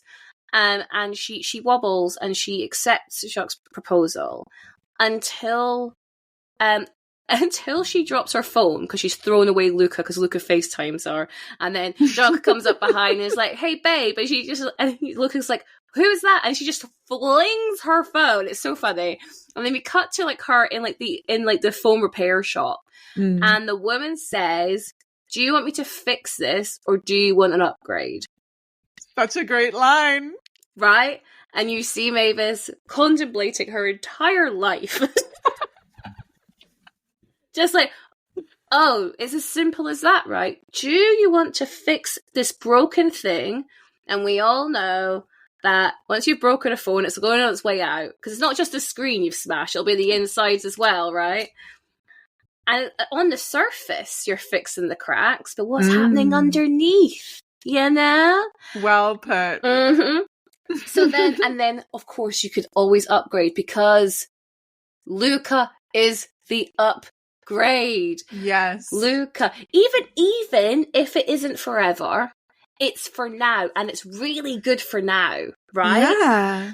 And again, it's this idea, like, I've contemplated a lot of this throughout my relationship history, this idea of, finding someone that you're going to spend forever with. And I guess maybe I come to this with a bit of privilege because I don't want children. So for me, that time pressure doesn't exist. Sure. But I've always felt like, well, it'll last as long as it's meant to. You know, it's great for now, and I love it for now, and I would love for it to last forever. But I can't predict the future. I don't know what's going to happen. So I pray and I hope it lasts forever.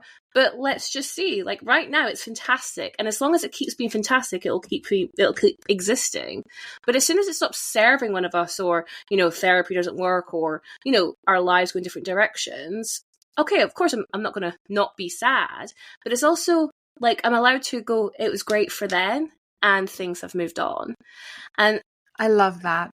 Thank you. I mean, I really appreciate my partner's probably home going, what? But he does know I have this like philosophy. We're literally planning our wedding. So like I am very much committed. But it is just this idea, there's so much pressure on finding your soulmate, making it last forever. Bad times, and I'm not saying like you should give up as soon as it gets rough. I'm not saying that at all. No. But it's about how much it serves you.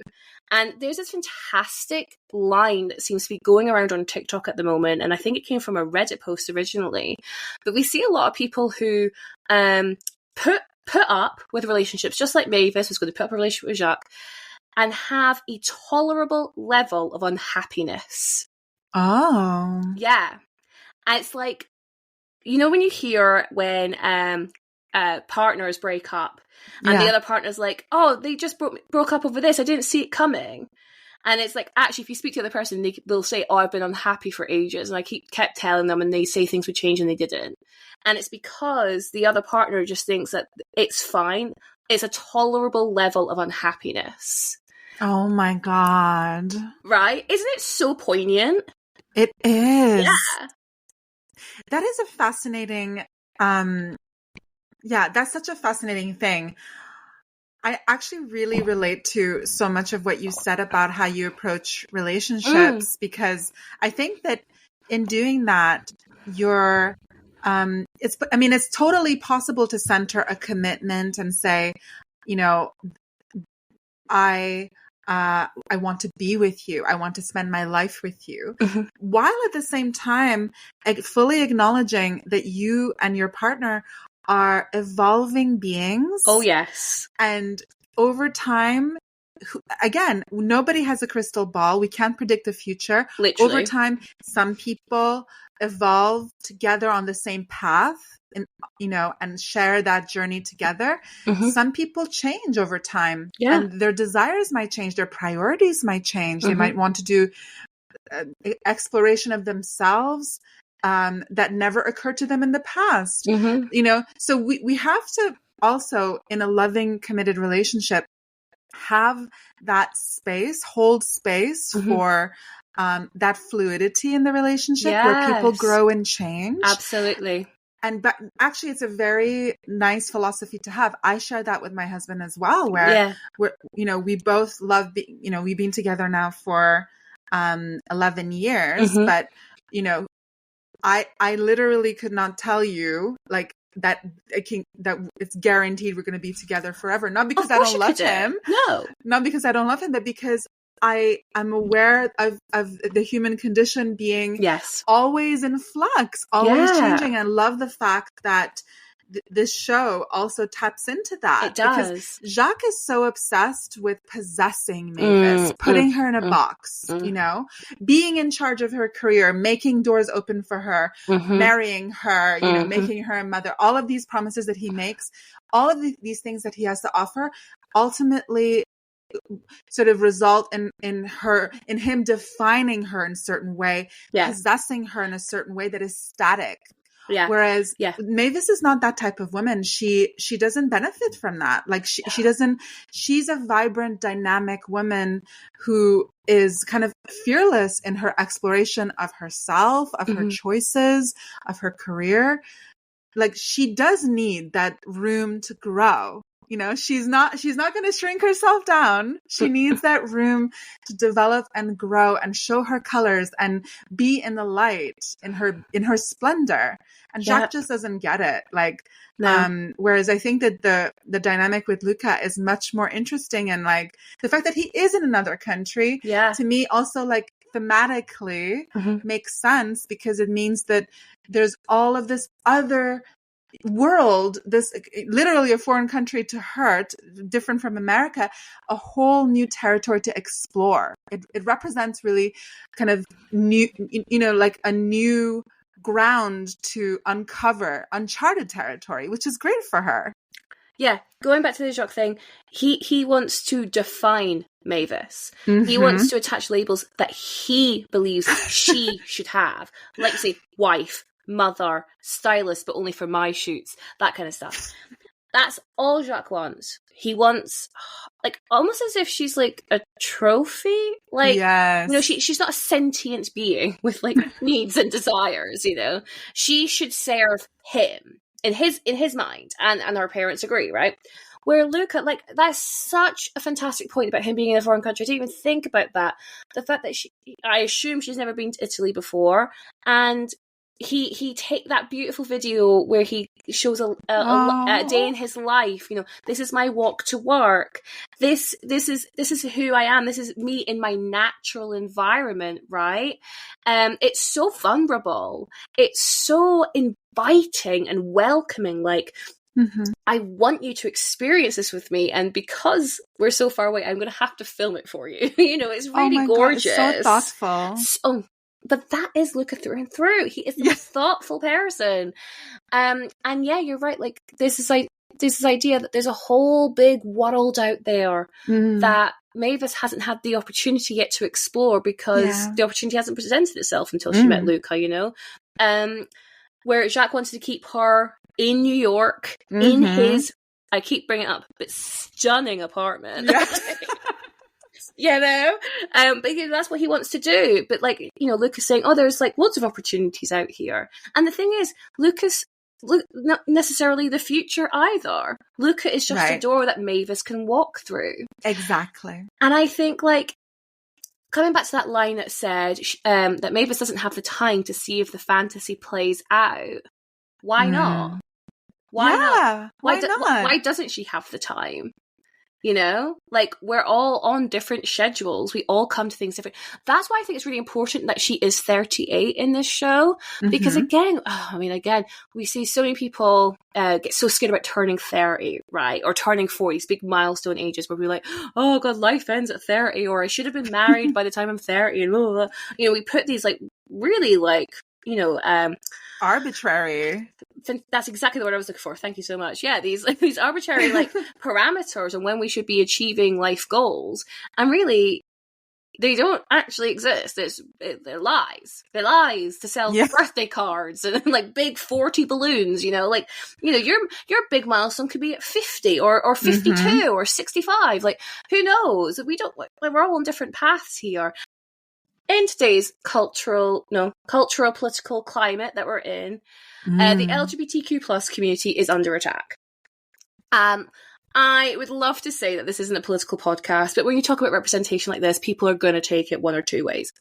I was very happy and excited and, I guess, relieved to see such positive LGBTQ plus representation in this show. And it really just filled my soul about like how just like coming back to this idea that we're all just humans trying to exist. It's the same. It's the same with, drag queens and the non-binary characters that we see towards the end of the show. And we see that Mavis has obviously such a kinship for this community that she puts on a prom for all of the kind of like marginalized genders and identities in a kind of like local area, I guess. And they can all come to the drag club for their prom and dress how they want and present themselves in the most authentic ways.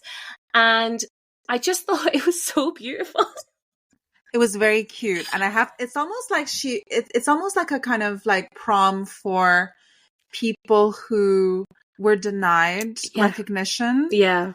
And, this also applies, sadly and senselessly, to all the people who are denied recognition in diet culture. I feel like there's a kind of a similarity. There's a parallel there. Obviously, very different lived experiences, but at the core of them, it's about people being dismissed because they don't fit the kind of conventional norm of what is accepted.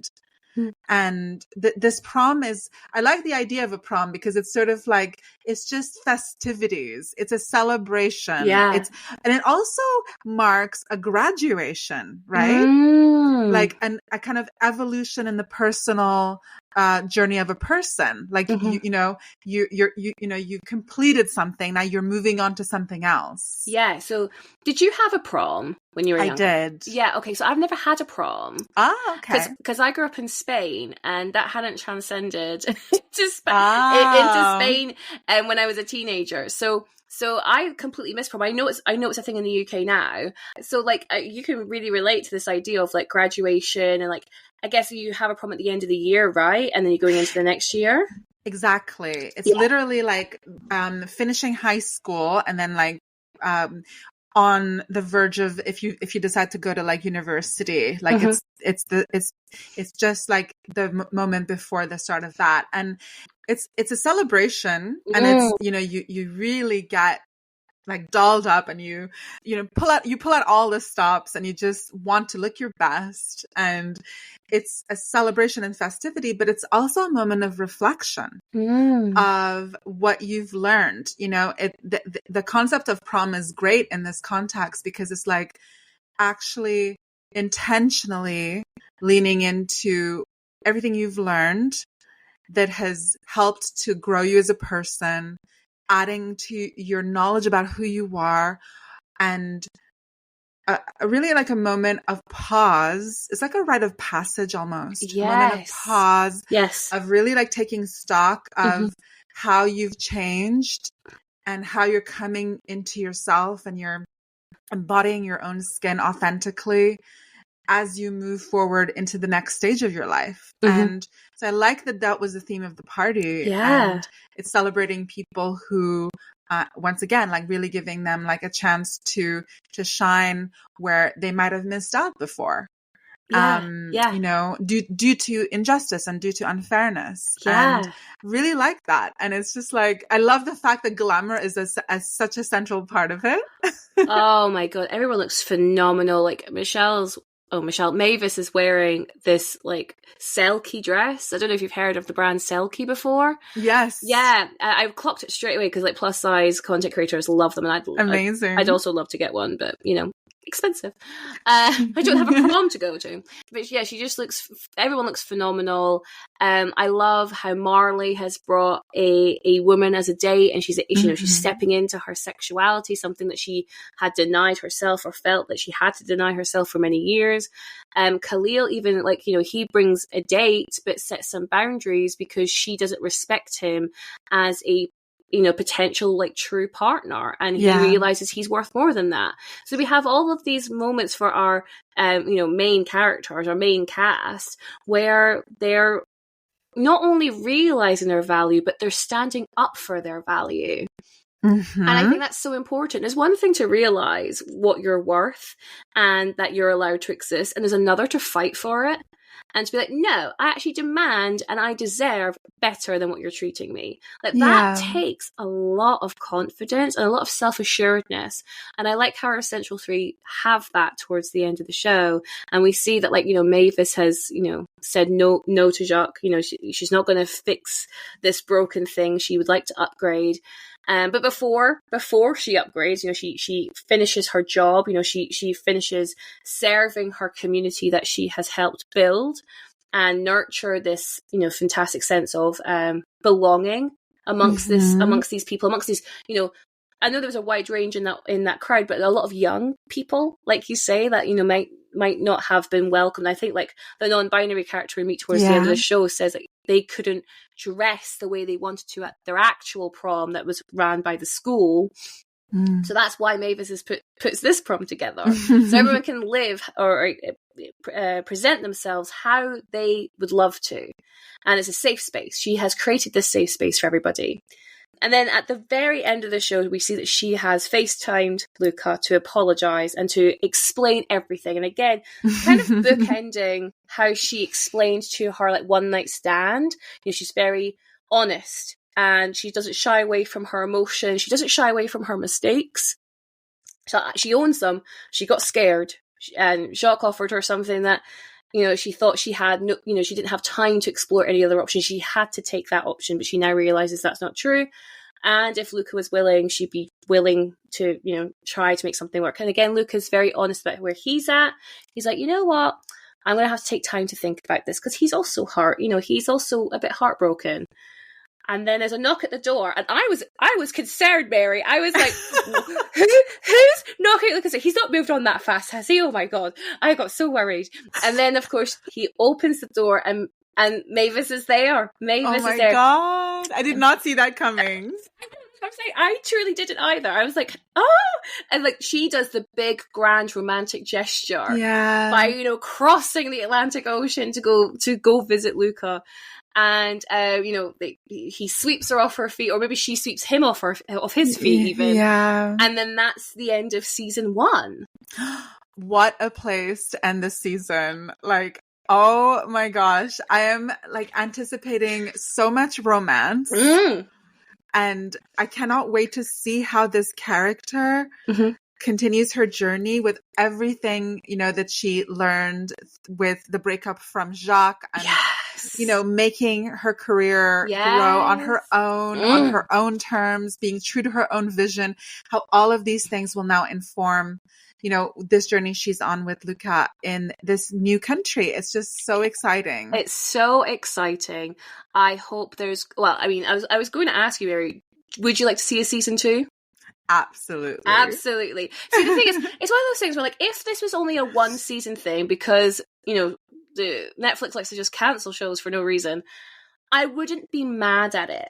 You know what I mean? Like, I wouldn't be mad. I mean, I'd be disappointed, but I'd also be like, you know what? It's a really nice 8-episode arc. And, you know, we see so much character growth within those 8 episodes. I could maybe think, oh, we got to see a snippet of Mavis's life and that's where we leave her. You know what I mean? But at the same time, I would love to see season 2 because, you know, I'd love to see more of these characters. I want to see where these people go. I want scenes of Mavis in some kind of like piazza, like eating like loads of gelato. You know? That's what I want. Yes, me too. I want the true Italian luxurious experience from the point of view of a true sensualist. Yes. Do you know what I mean? Because people tend to talk about, you know, like, I'm now thinking of, like, you know, the Julia Roberts movie, Eat, Pray, Love? Yes. Like, okay, the fact that, I mean, I know it was a best-selling book and it got made into a movie, but I just always resented the fact that it was only while she was in Italy that she could eat. Like, it was like the eating of the pasta in Italy was like fetishized as like just like just a moment in time. Like, it was just so associated with this place where she could really like enjoy her food and like, and treat herself and have that full pleasurable moment through nourishment. But then as soon as like she goes somewhere else, it's like, okay, back to being like diet culture, whatever. It was like sort of implied in the title of the book and the movie. Yeah. And I always found that dodgy and like a bit sinister. And It I like is. the fact that like, I mean, I guess what I'm trying to say is that I trust Survival of the Thickest in how they will portray the Italian experience, because I know it's going to come from, not from a place of you've been depriving yourself this whole time and now suddenly you're going to let your hair down, but rather, you know, someone who honors her body, Yes. and who nourishes her body, and who stays true to herself, and who has great taste and loves fashion. I mean, Italy is a perfect playground for that. Yeah. So it's just like a recipe for more luxuriating and romanticizing and enjoying. Yeah. Yeah, it's gonna be so pleasurable, right? Mm-hmm. Like, and you know, that's all we want.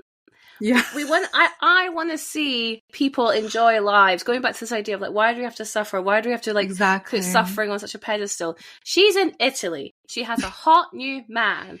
If she doesn't have the best time, I'm going to have issues. I'm like, what was the point? Netflix, oh my I would God. be banging on her door, be like, babe, no.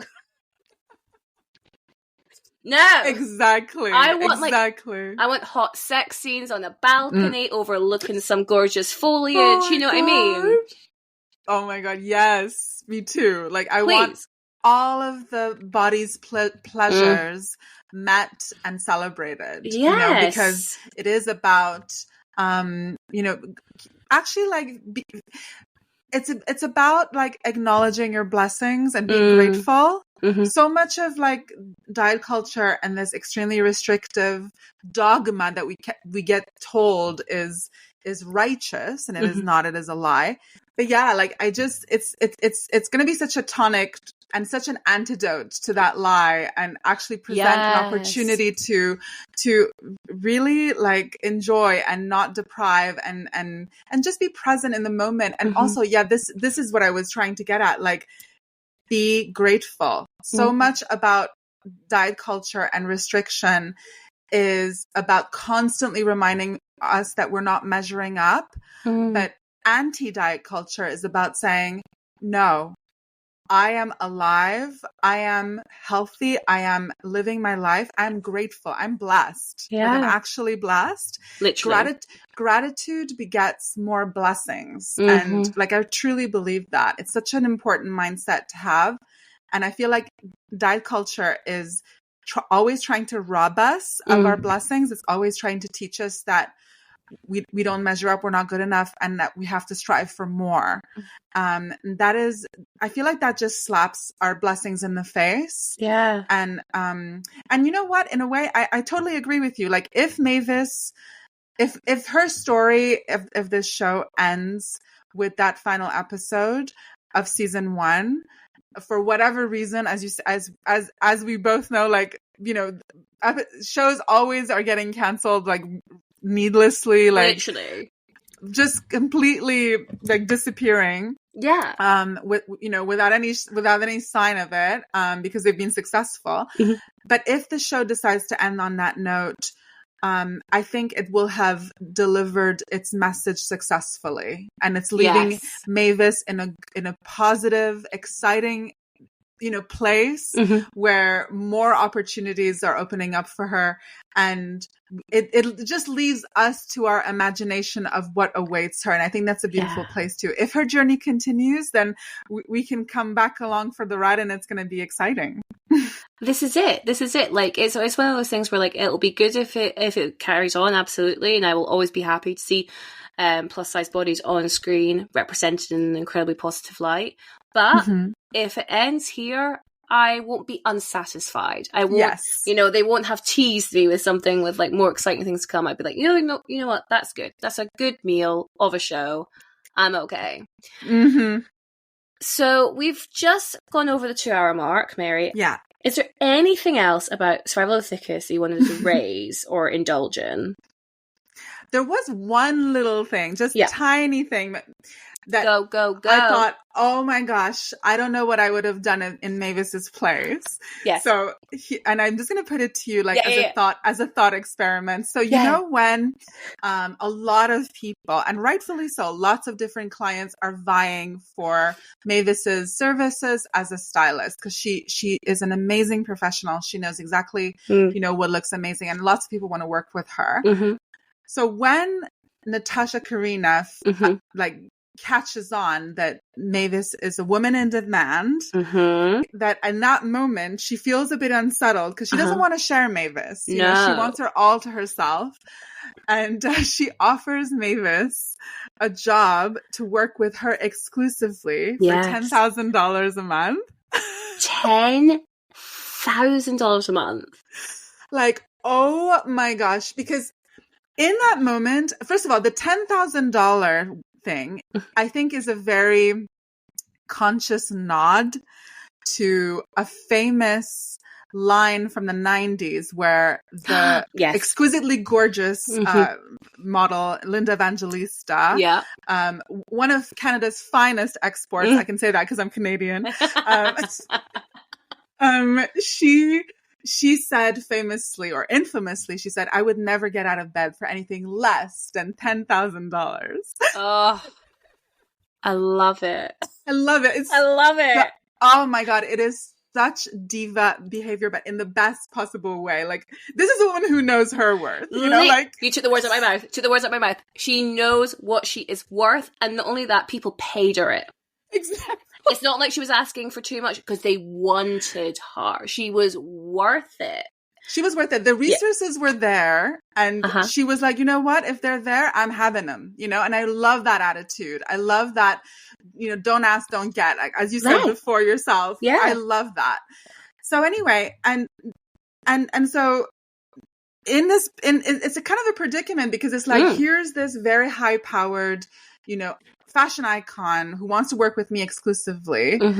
She's offering me $10,000 a month, but the downside to this is that I have to be exclusive. I can't work with other clients, and I'm trying to build my brand here. Exactly. And it's a 3-year contract. It's a 3-year contract. It's a huge commitment, which means that, you know, she has to stay in New York. You know, she doesn't have that freedom of movement the way that she would if she was just like self-employed.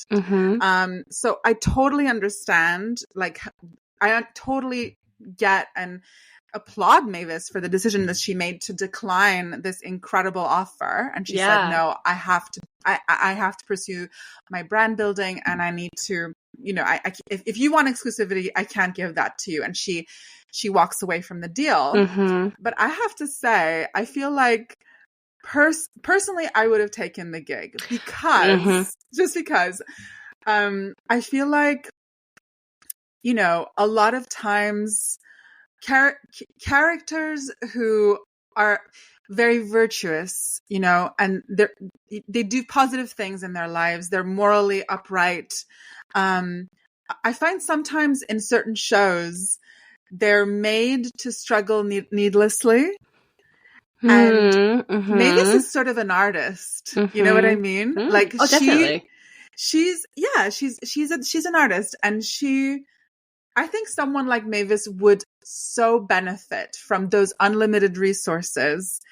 And she already made such a huge impact with that one look that went viral at the funeral. And it sort of like cracked the earth. You know what I mean? Yes. Like, she has that wonderful potential to do great things with a large platform. And I kind of thought, you know what? I kind of wish that, I know it doesn't fit with the other arcs, you know, moments in her arc and everything, but if in her shoes, I would have been like, honey, $10,000 a month.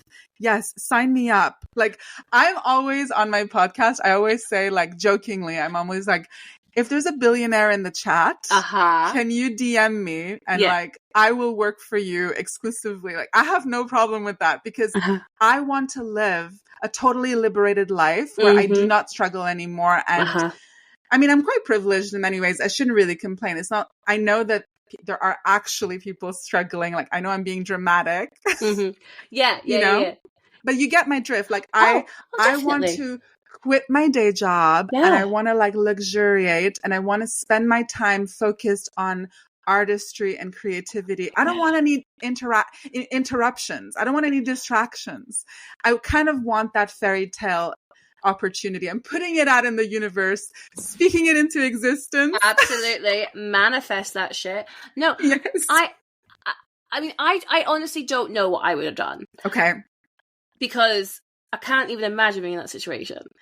Because it's so ridiculous. But yeah, I would have found it very hard to turn down that security, the money. What was that? That'd be like 120 grand a year. So what's that over 3 years? 360? Yeah, 360 grand over 3 years, right? She's got her Brooklyn apartment. I can't imagine how much that is per month, but 10 grand covers it 10 times over, right? Yeah. So she is saving. She would be saving money. She could buy all the expensive things she wants to buy. She could go on holiday. She could fly first class if she wants to go. Like, I mean, isn't that what we all want? That's what we all enter the lottery. You know, people go, oh, if I won the lottery, I'd keep my day job. Why are you bothering? God, yes. Like, babe, move over. There are people who know how to spend that money. Like, I'm not saying I would keep it all to myself. I, of course, share that wealth. Of course. But what is the point then? And the thing is, like, I'm very privileged. I have a good day job. It enables me to do the hobbies I want to do and the passions I want to do. But if I had the option to do my passions and my hobbies full time, imagine what we could do. This is what we're doing in our spare time. Imagine what we could be doing it full time. Imagine how much richer this world would be if we didn't have the pressures of the daily grind at our arse. Like, imagine where we could be as a culture, what could be created if we didn't have the impending threat of bills and mortgages to pay and fucking shopping going up in price every damn week. Imagine, you know, I literally said this to my nail tech yesterday. I got my nails done. And again, they look fab. Thank you. I'm a woman of leisure. I love having my nails done. The idea when they say that money can't buy you happiness is the biggest lie. You know, we've talked a lot about societal lies.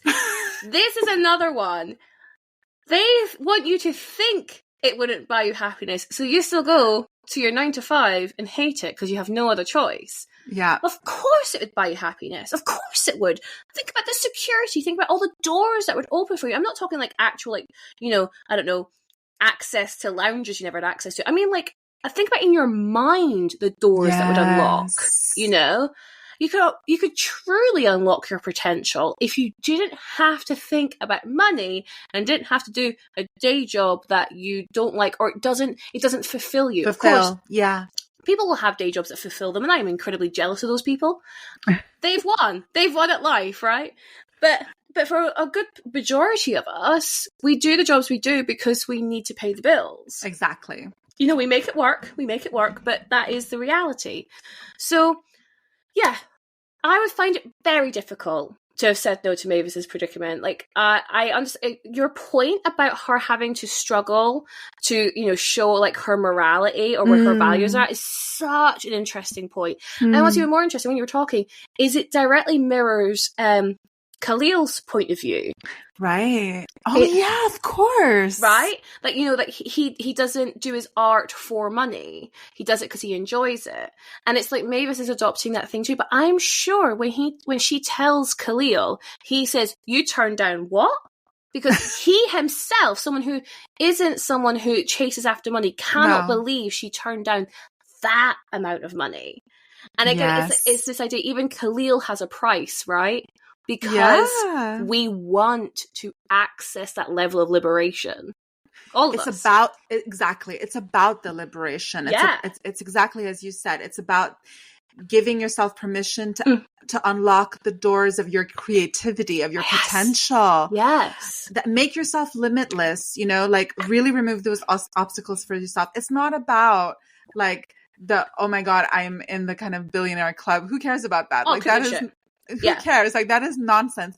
It's about that personal growth and journey. So it was the one sticking point for me where I was like, oh girl, are you sure you're turning this down? Like that is a lot of money, you know? And also you get to do what you love. And yes, Natasha Karina, as you described her very very aptly, is very steely. She's not a warm person. She doesn't. It takes a lot to get behind that exterior shell, but it kind of like it doesn't really matter, because at the end of the day, she's giving an artist a bigger palette of colors to work with. Yeah. She's more like a patron of the arts than anything else. Yeah, she would literally be funding Mavis's career and her expansion. Exactly. Like, she believes in Mavis's skill. That's why she wants to keep her.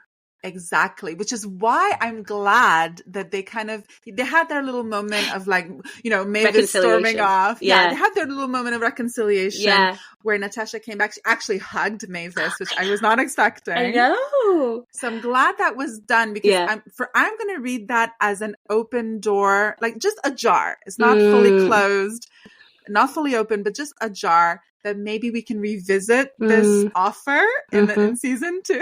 Yeah. Natasha flies out to Italy. My God. Yeah, like, what about if it's not exclusive? Exactly. But it's like, I'm your primary client. It's a bit more flexible.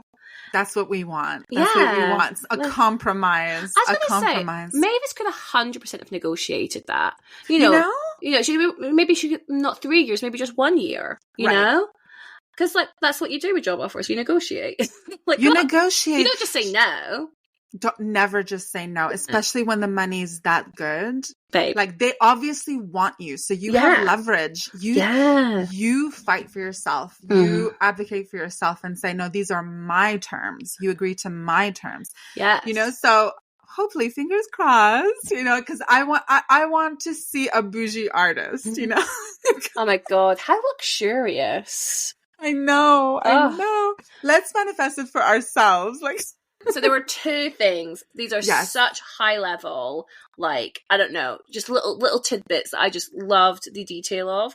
So, Khalil's apartment and roof garden. Oh my God. Amazing. It's like, sign me up. How much is this lease? This is awesome. Like, it was so cool. Imagine having that in New York. I mean, wow. Oh my God. I mean, that was bougie. That was bougie. That was like an oasis. It was stunning. Stunning. Like, Mavis is like really high. She's on the phone with the carrot. I was so stupid. I loved it. Loved it. And then the other thing, I really liked Mavis Beaumont's initial necklace, like the really chunky letters that she wears, the MB. And I was like, oh, I'd love that for myself, but my initials are HO. So I'll be like, ho? And I couldn't have that around my neck. I kind of love it, though. People look at me like, why do you know what ho are you like, oh, it's my initials. I have to explain all the time. That is true. That is true. But I really loved it. I thought it was a really nice detail. I love it when they give characters like signature jewelry like that. It makes it feel really real, because most people don't change their jewelry every day. They have their like staple pieces, and I just loved that detail. I thought it was really interesting. Nice little nod to Carrie Bradshaw again, because Carrie had her name necklace too. Remember? Oh my God. Well done. Yes, you're absolutely right. You're absolutely right. So yeah, they're like soul sisters. No, they are. They truly are. They truly are.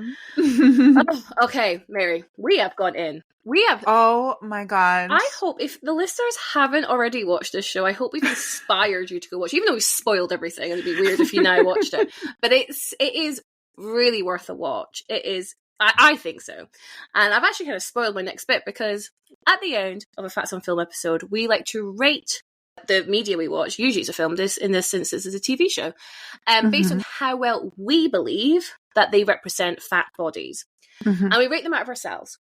So out of 5 potential Marys, what will you give Survival of the Thickest in terms of that representation? I'm giving it 5 Mary Wilds. Whoa, we're going wild with the Mary Wilds. Okay.